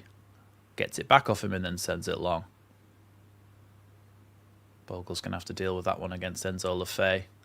He's done really well there, Bogle. Done so well that Rodon gave him a clap. And I have to differentiate. Rodon gave him a clap, not the clap. Here's Rodon. Into Strauch. Now Gruev. Goodmanson. Gruev all the way back to Darlow. I think it's not... Wow, CB. Wow.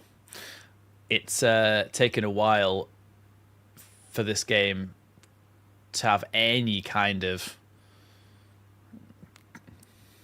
chance of getting going, and it still hasn't really. And I think we've started much like both teams have started much like the first half ended in a little bit of a stalemate.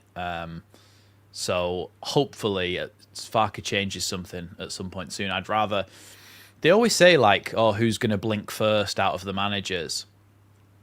Which makes it seem like it's a negative to be the first one to make a change. But in reality, I actually think it's the other way around. I think it's a positive to make a change. I think it's a positive to make a change first because you're going out there and trying to affect the game and change what's happening. So the fact that you've done it first may give you the advantage to score a goal before they then come back at you. So I'd be interested to see what... hello, Luna. She's going to go and have a nap on the bed. Here's Darlow with the free kick. Down to that wing there. Away by Siddiqui, only for a throw-in, though.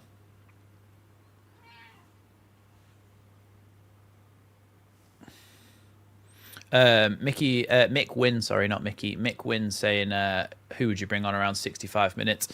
I think I go back to a 4-3-3. And so, therefore, I would take off James Justin, keep Bogle at right back, have a back four. So the lineup for me, once things had been changed around, was Justin off. So you've got a back four of Bogle, Rodon, Strauch, and Goodmanson. In midfield, you'd take Gruev off, and you'd have Ampadu, Stach, and Tanaka, or Ampadu, Stach, and Longstaff. Either way, I'm not that fussed. Then the three up front will be Calvert-Lewin up front. Aronson would come off, and you'd have Dan James on the right, Nonto on the left, and Calvert-Lewin through the middle. That's how I would have it as a 4-3-3.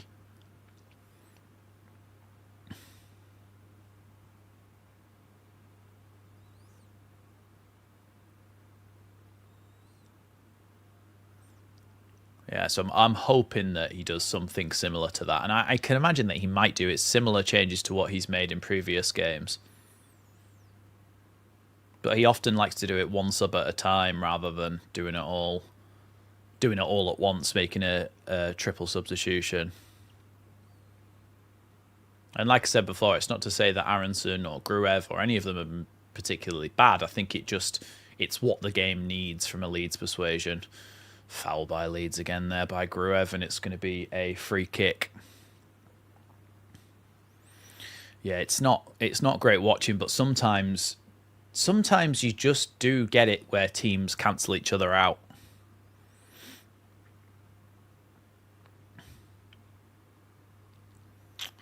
Granit Xhaka is getting prepared for Sunderland, by the way.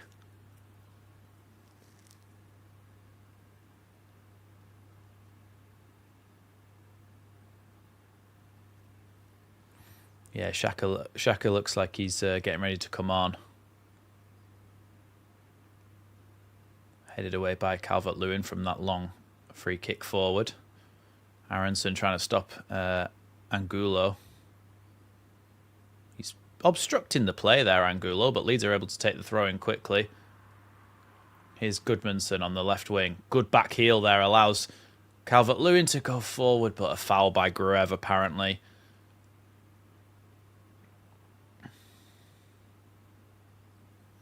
Yeah, it's such a stop-start game as well. I know Xhaka's very good and he is capable of a killer pass, but he is also a holding midfielder.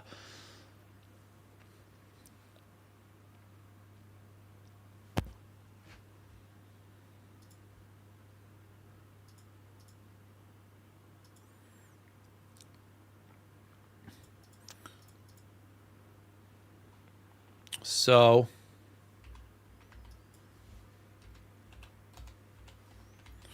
Xhaka is coming on for Geertruida, and Mayenda is coming off for Isidore.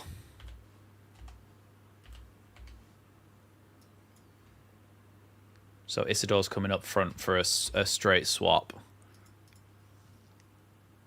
So I'll leave the Sunderland lineup on the screen for a little bit.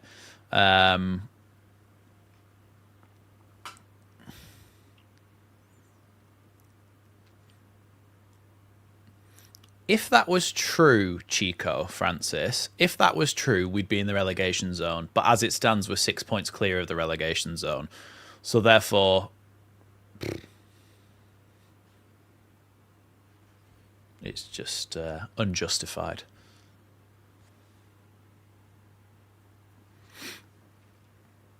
So those substitutions have been made. Isidore on, Xhaka on for Geertruida and Mayenda. I'll put it back to the Leeds lineup soon, but just to give people an idea of the substitutes that Sunderland have made, you should be able to see them. I wonder if I can do this.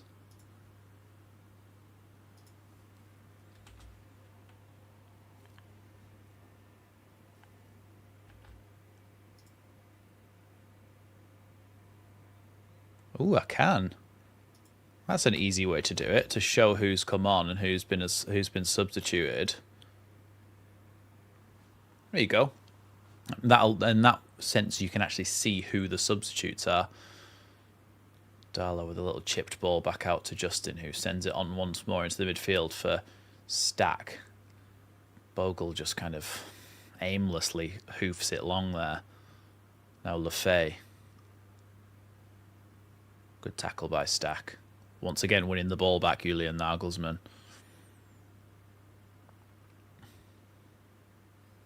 Poor Ryan. Both sides poor. Aronson. Good turn there. Looking for a pass, though. Nobody's really there for him. Oh, that's a foul by Siddiqui. Diarra, sorry, it was in that case. That's got to be a yellow card, and he is getting one. Thank God for that.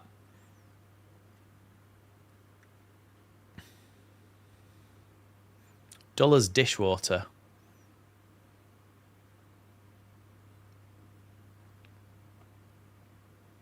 I suppose when we were talking before about the... we were talking before, weren't we, about the kind of who blinks first sort of thing. But one of the benefits of going second is you can see... Like, that's Regis Labris's answer, is basically to keep on playing the same but switch two of the personnel. So now Farke can react and go, okay, right, so I can still do what I plan to do because you haven't changed much. Bogle tackle, well, intercepted there, his pass. And the referee's blown up again. He's very, very whistle happy, Stuart Atwell.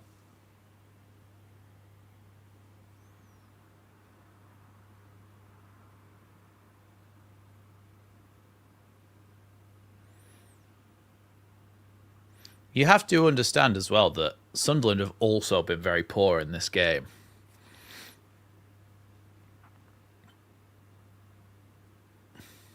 Free kick taken short. Here's Hume. Back to Xhaka. Now long ball towards the edge of the box. Away by Goodmanson. Angulo tries to play it back across. Now Ballard. Lefay. Back towards the edge. 09 heads it to Angulo. Gruev gets a touch, but unfortunately they come away with the ball still. Now Goodmanson fouled by Alderete. Alderete probably going to get himself a yellow card now. I would expect for that. No, nothing. Here's Darlow with it.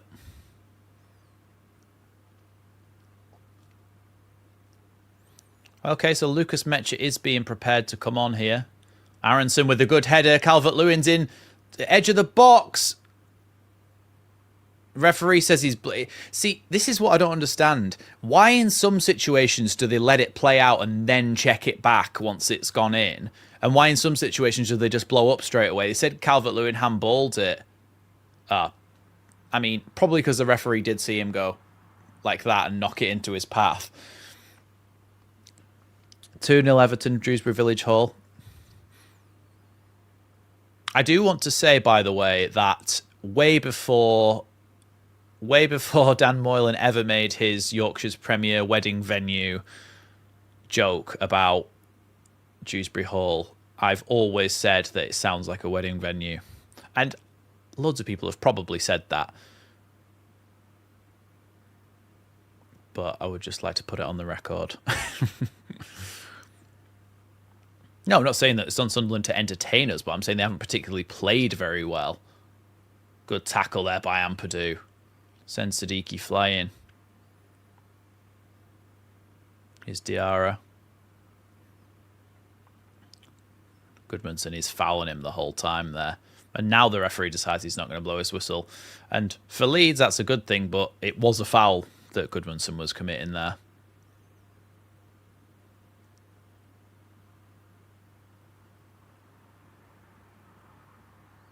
What, even if they cough or sneeze? He's Aldorete. Now, Trey Hume.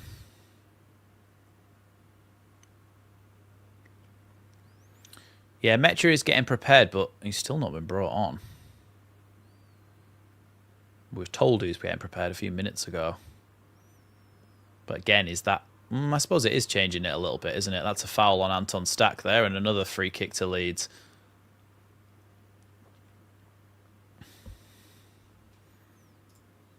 So, to me, it's Gruev that's going to come off, by the way.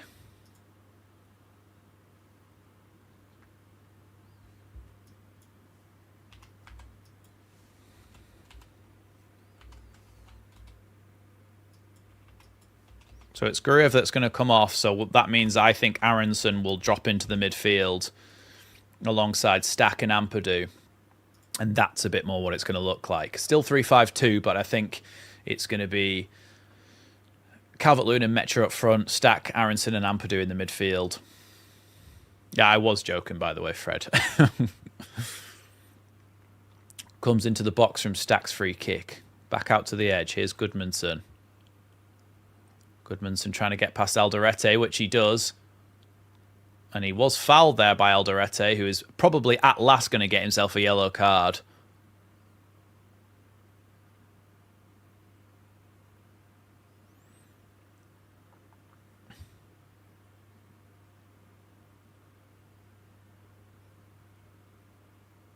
Which gives Leeds, gives Leeds a chance to cross the ball into from a good area. And now we also have Mecha, DCL, Rodon, Strauch,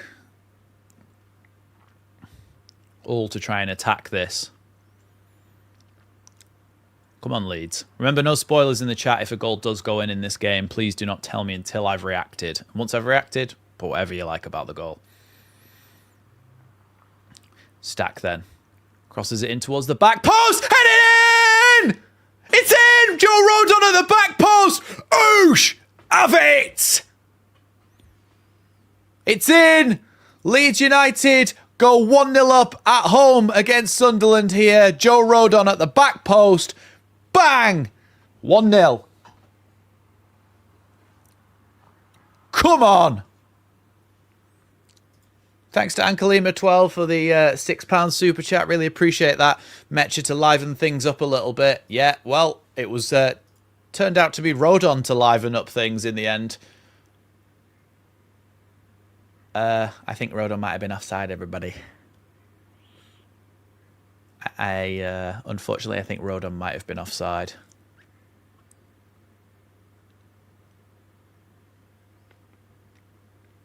I think he might have been offside, everyone. It's disallowed for offside.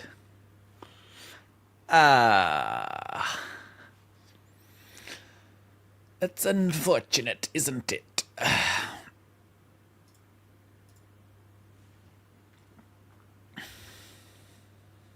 It was a free kick from near the corner flag, and yeah, he was offside. Offside. People are still celebrating the goal. It was offside. It doesn't count. Sorry, everyone.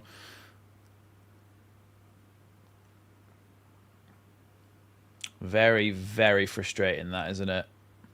Very frustrating. You have the ball in the back of the net. It was offside, though, and by the rules of the game, it's not a goal. I didn't actually, Barry. She's still in the exact same position, curled up on the bed. I mean, she's facing away from me now, but she's not really moved. She's probably used to it. Especially from the championship, when we were winning all the time. I was celebrating a lot more.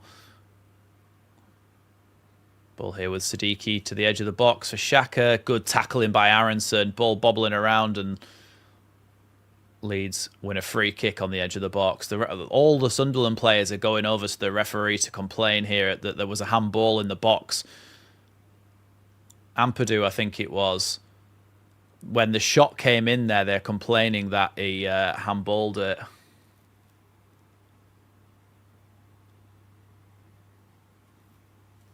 That's going to be a penalty.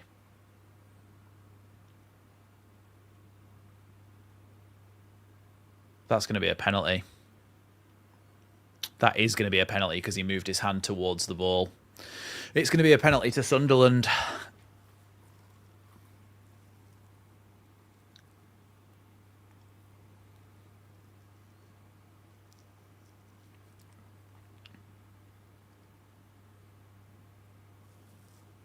That's definitely going to be given. It's not harsh. He moved his hand towards the ball. There's no way it doesn't get given. It's that second one. Is if the first bit, it flicks up off him, so there's no chance. He's going to check the monitor, but it's definitely going to be a penalty against Leeds. Ampadu handball in the box. It comes up off his feet, rolls up his body, hits his kind of shoulder and bounces out in front of him. He then moves his hand towards the ball. He then goes and moves his hand towards the ball. So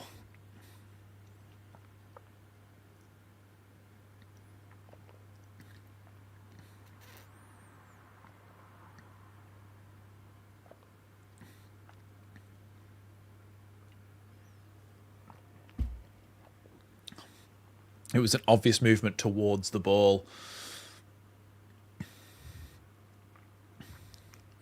Could be within what, 5 minutes, 1-0 ahead, back to 1-0 down here if they score this penalty.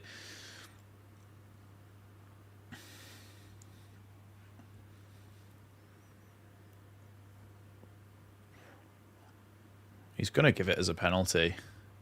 He's coming back. He's going to do that thing where he talks to the crowd now, so I'm just going to listen to it.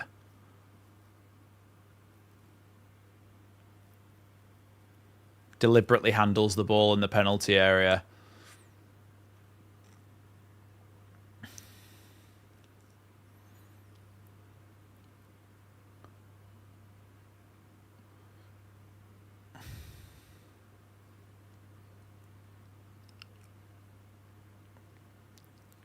Well, it's a penalty to Sunderland. I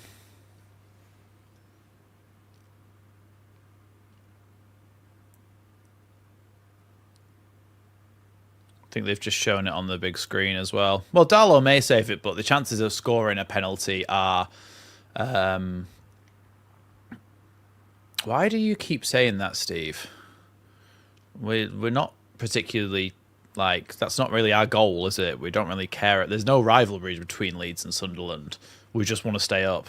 We literally couldn't care less about how close we are on points to you.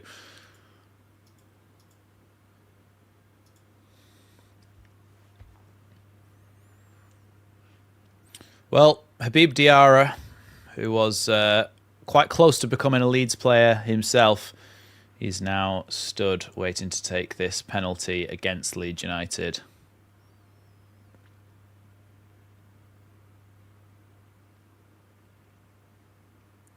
Habib Diarra steps up to take it. Come on, Darlow, man. I thought Darlow had saved it. It was straight at Darlow, and Darlow saved it into the goal. He could have easily kept that out.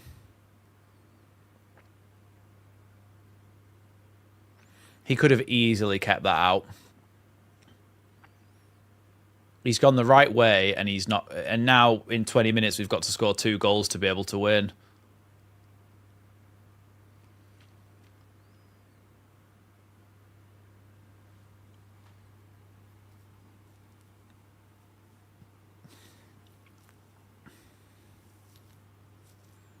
Yeah, he could have done better with that Darlow, I think. Well, however, it's a penalty, so it's. Let's have a look. Yeah, I don't know how that's gone in.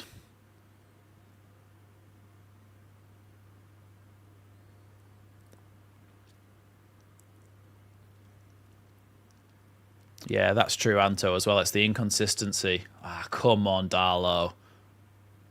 He's so close to saving that.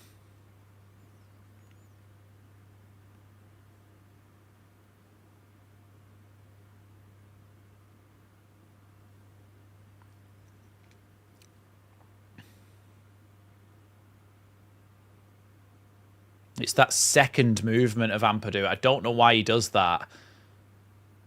Oh my god, now we've just given the ball away straight to Angulo. Good challenge there, though. James Justin, now Goodmanson. See, now I think this is where we probably have to make... we could go and back into that 4-4-2 that we played the other day with Dan James out on the right. Nonto out on the left, Stach and Ampadu as the 2 centre mids, and then Metcher and Calvert-Lewin up front.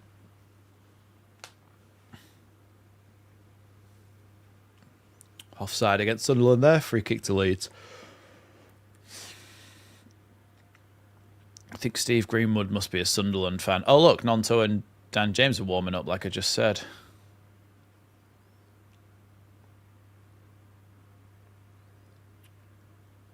Goodmanson clears it up towards Calvert-Lewin.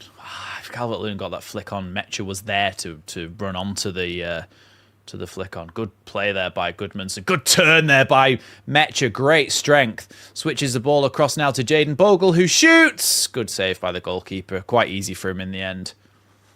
No, you're not missing much at all, CB. He's just trying to troll, really. I don't know. Maybe Sunderland aren't a big enough club to have their own watch-along, but I'm not sure. Here's Bogle. Now Rodon.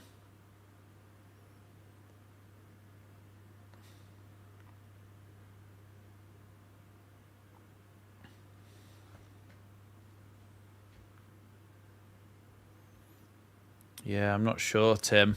I don't know why he did that. So Justin coming off. And I think it'll probably be Gruev as well. Yeah, Aronson off.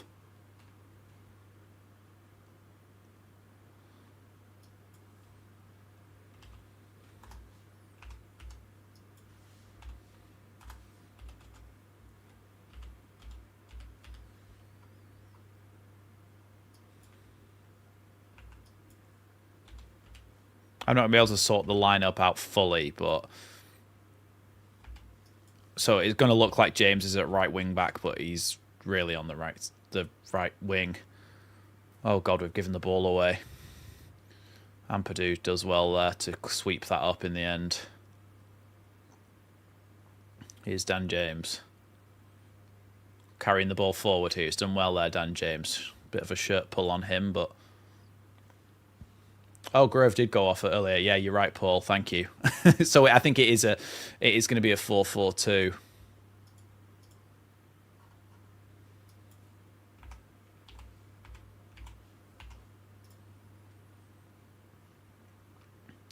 Goodmanson back to Strauch here. Bit of panicked loose passing from Leeds as well here. Come on, Leeds. Unfortunately, I don't speak Spanish, so I can't understand what you're saying. Sorry. Here's Nonto going towards the edge of the box. Now Metcher. Opening up maybe the chance to shoot. Dan James across the box! It's right across the face of goal and no one's there to finish it off. Calvert-Lewin should have finished that off then. It's exactly where you'd want the ball as a striker. It's already made a difference, though. Having these players on the pitch, it's already made a difference. Come on.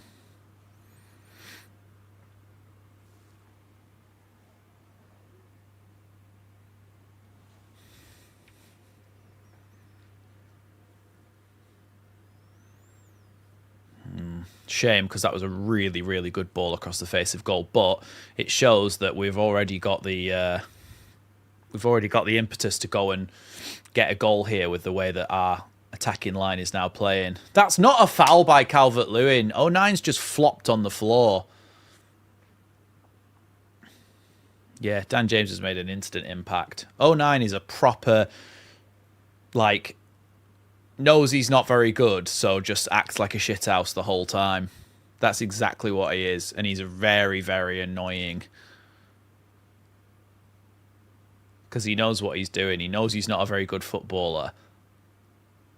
And he's genuinely is just dives, just hoofs the ball out of play like a bloody Sunday.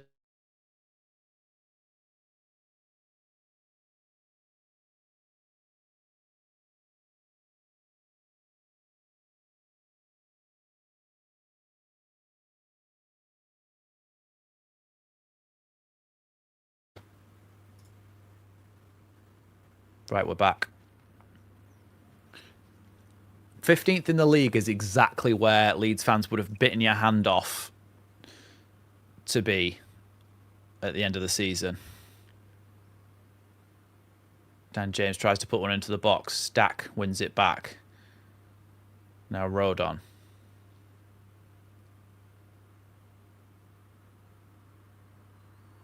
Okay, universal karaoke.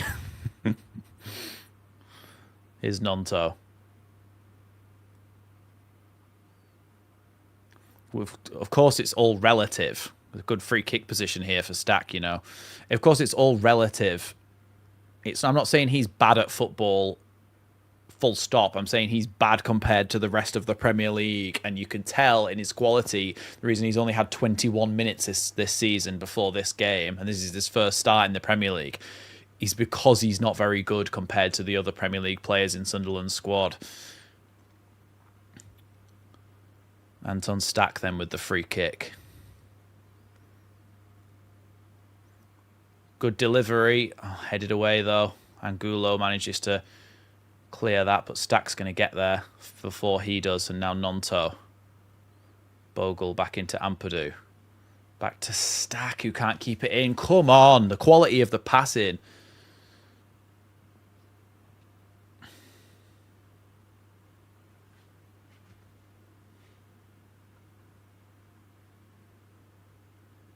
Genuinely, Clive, I don't know what is wrong with you, but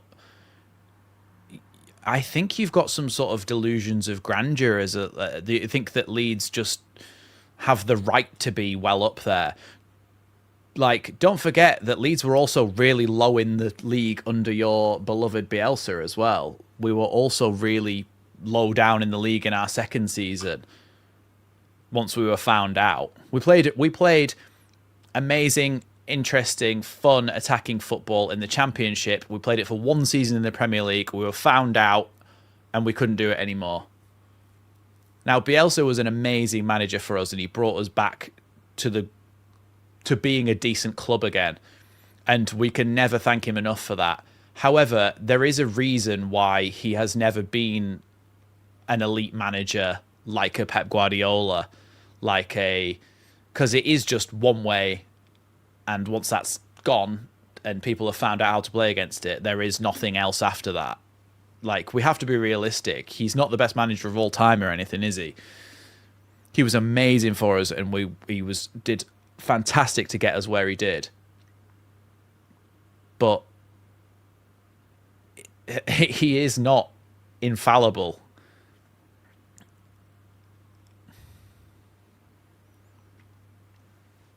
I think we tend to forget that there's another football team on the pitch as well. Like, Sunderland have also been very good this season.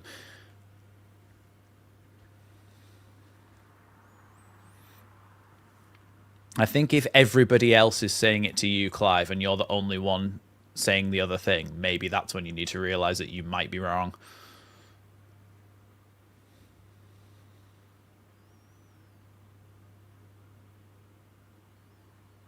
Yeah, they're also really good defensively as well, and they're also really good at the dark arts, slowing down play, diving, fouling, doing anything they need to waste time when they're in a winning position, and they have not conceded many goals because they can just break up the play.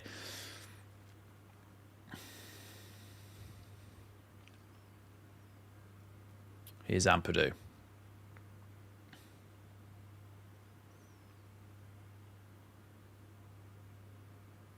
It is, but we've also got games against Brentford, we've got games against Crystal Palace, we've got games against Wolves, West Ham, and realistically, in nearly all of the previous seasons in the Premier League, you've only needed 40 points.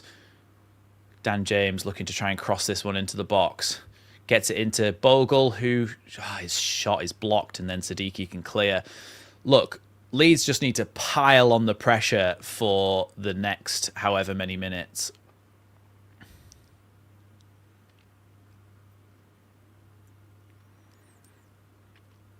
See, that's where you know that you must be a 7-year-old child, Universal Karaoke, because I came up with a well-reasoned and thoughtful argument and didn't say that he was a terrible manager at all.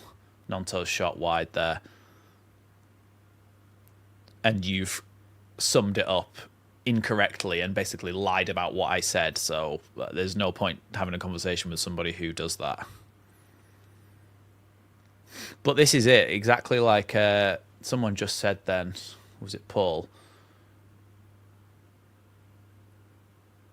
Yeah. Paul's saying it takes one goal to drag the Farker haters out. It does. We go one goal behind, and people are so negative about it. Like, bloody hell. Just try and be a bit positive. Like, this is a more realistic way of surviving in the Premier League.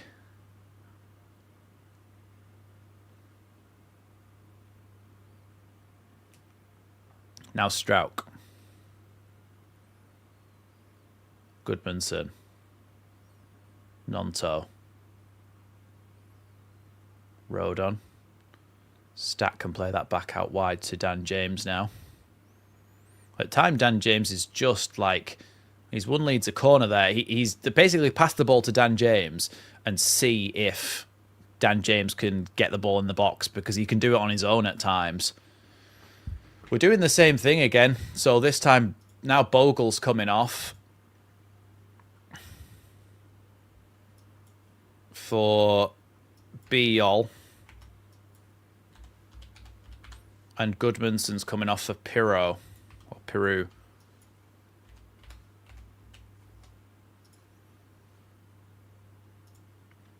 So it looks like we've gone to a full-on back three now. Rodon and Strauch. Everybody else is forward. Here's Joel Pirou. Great ball back out wide to Anton Stach there. And now apparently, look at another Sun. Do you know what? There needs to be something done about this. There needs to be something done about this. The fact that if in a crowd of players, the referee can't see if there's been a foul. So if you're a defending player, you just dive on the floor. You just fall over and dive on the floor. You can get away with murder because the referee will just blow the whistle. Let's see Alderete here. Nothing. Absolutely nothing. Nothing happened to Alderete there, and he's stayed on the floor and dived so that they get a free kick, because you're guaranteed to get one. You're guaranteed to get a free kick because the referee can't see through the crowd, so he assumes that you actually have... He assumes that you actually have been fouled. But I don't know what is even happened now. I think Leeds have got a free kick somewhere outside the box. Or a dead ball. Or a drop ball.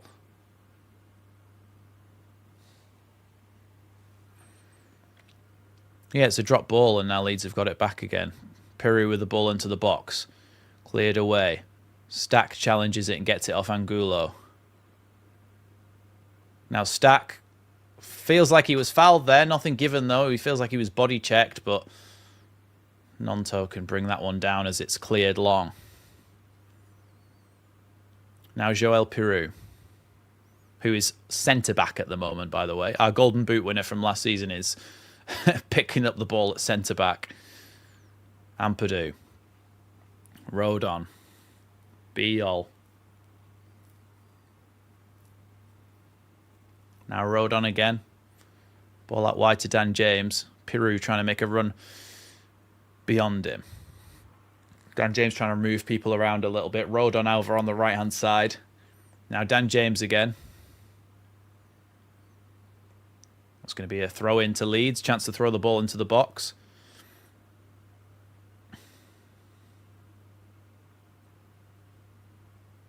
A lot of people as well, Nina Pants. And I think it's because generally and genuinely we have a very negative fan base on the whole. And it, yeah, it's depressing and disappointing to see how many people just turn at the drop of a hat. Ball bobbling around in the box. Shots! Goes wide from Yacobillo. It's a corner to Leeds. The ball bobbles around on the floor, then Biol just goes to shoot. I think the goalkeeper saves it. Another corner to Leeds then. Corner into the box. Out as far as Dan James, who heads it back to Stach. Have to play it quite deep here to Nonto. Nonto with another cross into the box. It's not a bad one. Away by Sunderland. Ampadu now to Joel Peru. Peru, first time ball is going to go over everybody. And it's going to be a throw in here to Sunderland. But if Leeds can pin them back in this area.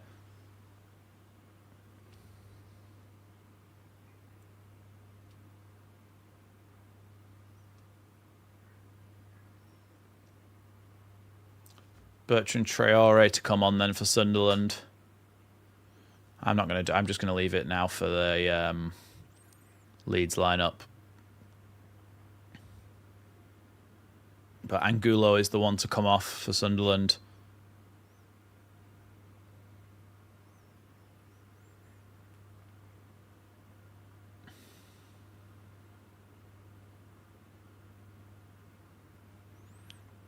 But statistically, in every point that counts, we are not in the relegation zone, which means that he is good enough. So therefore, any argument against that is incorrect. If we were in the relegation zone, I would agree with you. But we aren't. It's going to be a throw in there to Leeds. Rodon throws it all the way back to Biol here. Look, you've got to keep getting the ball forward. I think we're going to lose this game 1-0, and it's going to be very, very frustrating.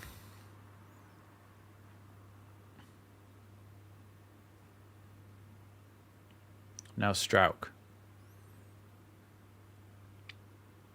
Across here to Biol. Now back to Strauch again. I thought we'd gone 1-0 up as well. So happy when I thought Rodon had scored that goal, but offside. Ampadu now chips it into the box. His Joel Peru's shot is blocked. That could have been goal bound there. It was definitely going to be on target. Whether the goalkeeper would have saved it or not is a different matter. It could have been in behind there. But offside, and now Leeds will get a free kick. Fine margins. Here's Ampadu. Tries to switch the play out towards Mecha, but it's headed away by 09. Now Stach. Ampadu.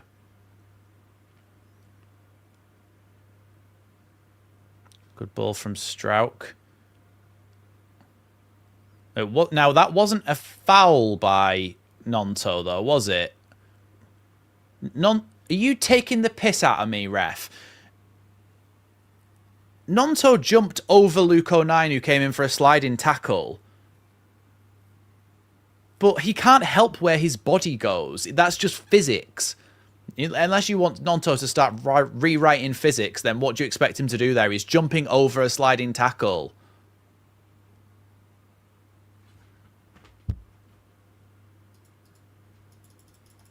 Well, with all Sunderland's time wasting, there's a minimum of 12 minutes added on. A minimum of 12. How can Regis Lebris and his team sit there and his coaching staff sit there and complain about that when he set them out to waste time? Rodon does well there to block that cross from Enzo Lefebvre.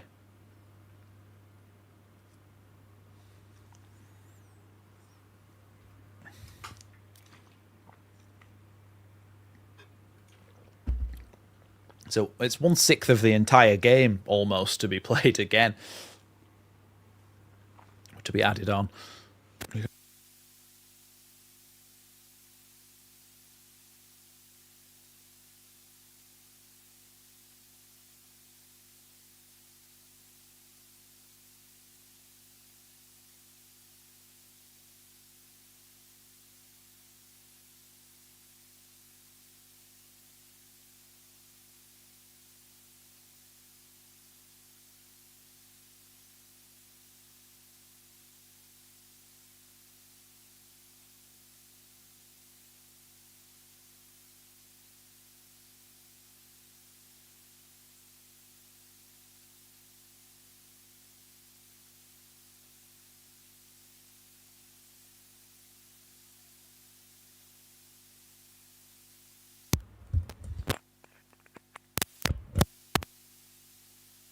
Hello, hello, hello, hello, hello, hello.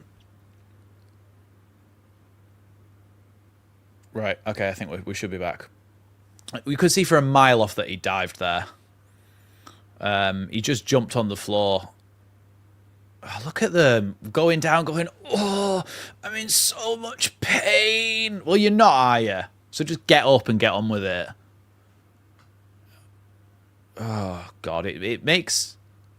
This stuff like this makes modern football like insufferable to watch at times. Where you're just like, what are you doing? Like, just get up and play. I'm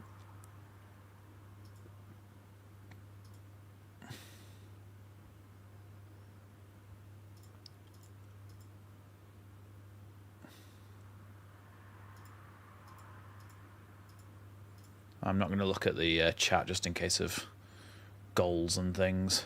Good catch by Darlow there. Oh, come on, Darlow. Release someone, man. Long ball over the top. Headed away by Sunderland. Won back, though, by Leeds, but a foul there on the Leeds man, Ampadu, I think it was, that got fouled. That might have been a handball in the box there, you know, from Siddiqui.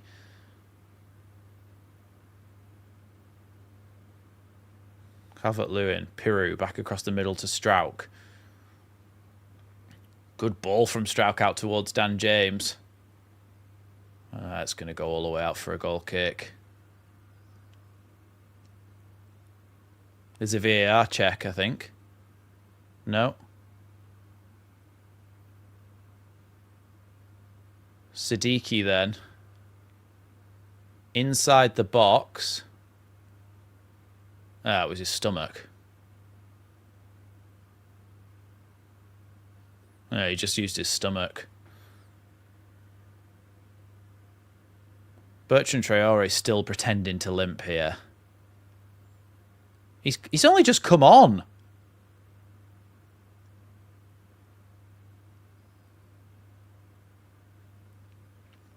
Another substitution for them then is they're going to bring on the youngster Chris Rigg for a player who's only just come on the pitch.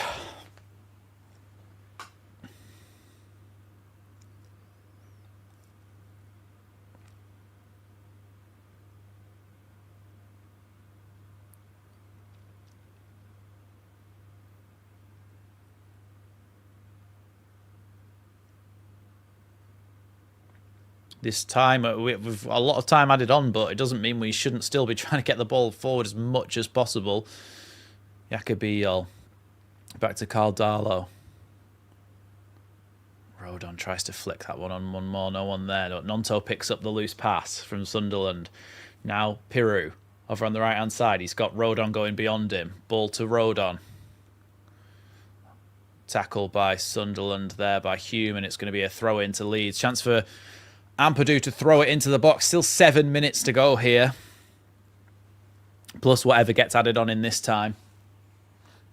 What we need here is Jakobijol to get a header on it and flick it on into the box. That's what he seems to be best at. Throw in into the box. Bobbling around. It's going to be a Leeds corner. Come on, Leeds. Come on. We've got so many big players. Just get a head on it.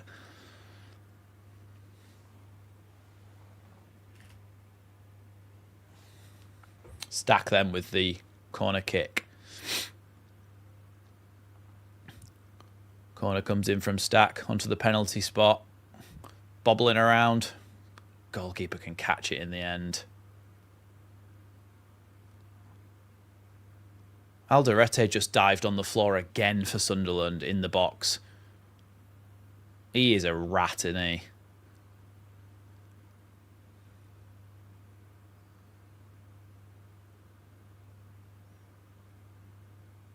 Nonto, Piru, Ampadu. Back now to Bijol. Come on, Leeds. Let's get the ball forward.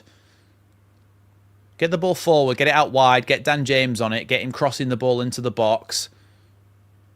Calvert-Lewin, Metcher on the end of it. Come on. We're still playing around on the halfway line. Bijol. Now Stach. Bit of space to carry it forward, but no. He plays it across back to Bijol again. Now Piru. Into Ampadu. Nonto out wide. Someone needs to help him, though, because he is on his own, although could maybe cross the ball early here. Oh, the ball's still in play here. I think it bounced off a Leeds play, but went really high up in the air. And then a Sunderland player put it out for a Leeds throw-in. Come on. 5 minutes to go.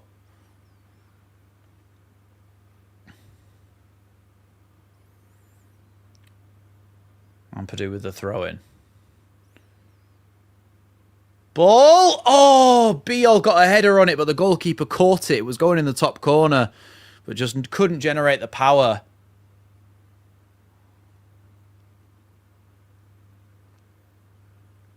Just got to make sure they don't come up the... it's going to be a foul by Metcher there. Free kick to Sunderland. So frustrating.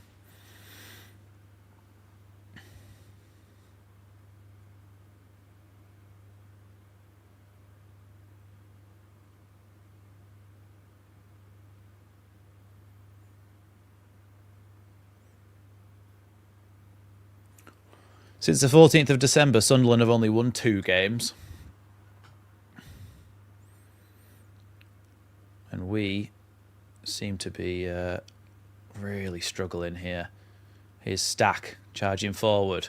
Good ball into Nonto. He needs options. Tries to get the ball in the box. It is going to win Leeds a corner. No, throw in.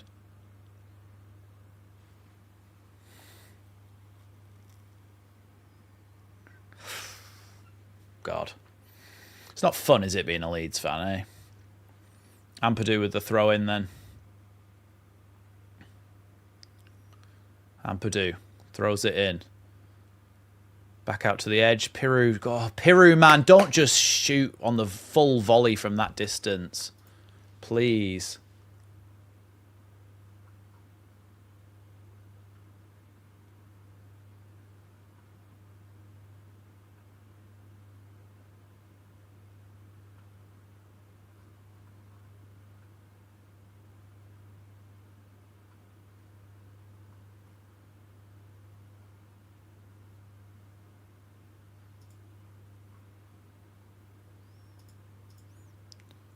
Long free kick, well, goal kick forward, sorry.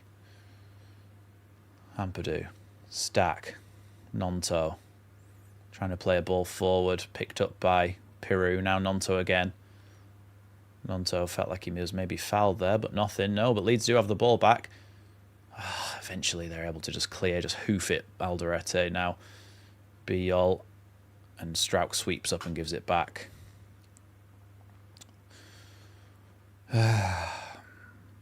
All this extra time and we still haven't managed to score. Come on, Rodon. Now Biel, bit of space to run into as he comes across the halfway line. Dan James. It's so crowded in their half. We just need to keep pumping the ball into the box at this point. Mecha heads it and it just goes straight into the goalkeeper's glove, so he'll fall on it.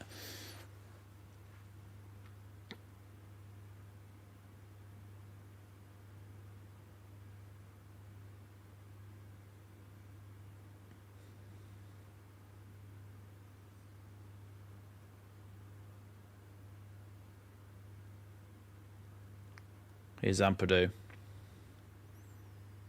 It's a great ball into Dan James. Here is Dan James in the box. Crosses it towards the back post, headed away by Alderete. Now Anton Stach. Goes to shoot. Blocked, though. And now they could be on the counter-attack here. Probably should have played a first-time ball down the line there. But he's just giving it straight back to us there, Lefay. Here's Stach. Now Ampadu. But it just... Even this late in the game, we don't seem to have the urgency. I know players will be tired, but the substitutes and everything, it just doesn't seem to be urgent enough. Dan James with a cross towards the back post. Nonto, the ball's bobbling around and nobody's there again! Again, nobody's there! This ball just bobbling around in the box and just nobody's there to thump it home. Ampadu. Now Joel Pirou tries to cross it in. Ball flicked, and the ball goes out for a Leeds corner, I think. This'll be the last chance. I think there'll be maybe a little bit after the 12 as well, but Stach's corner kick into the box, straight up in the air, headed back by Biel, caught by the goalkeeper. That's it, I think.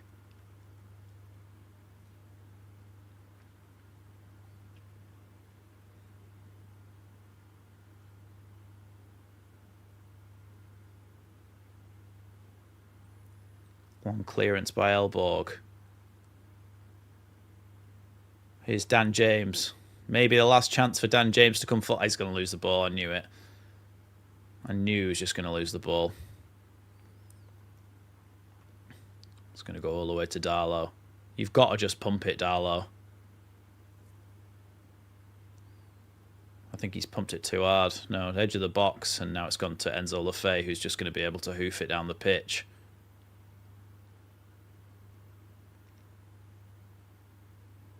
We're into the... just about to be into the 14th minute, and that's it. Right, I actually don't want to watch them celebrate. I'm going to turn that off. Thanks, everybody, for joining me. Thanks for watching the stream. I appreciate you all for joining me and saying subscribe and everything. Thanks so much, everybody, for staying.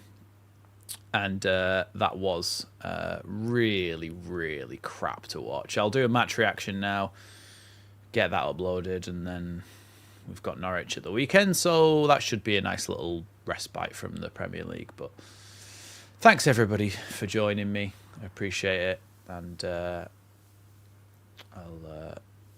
see you in the next one.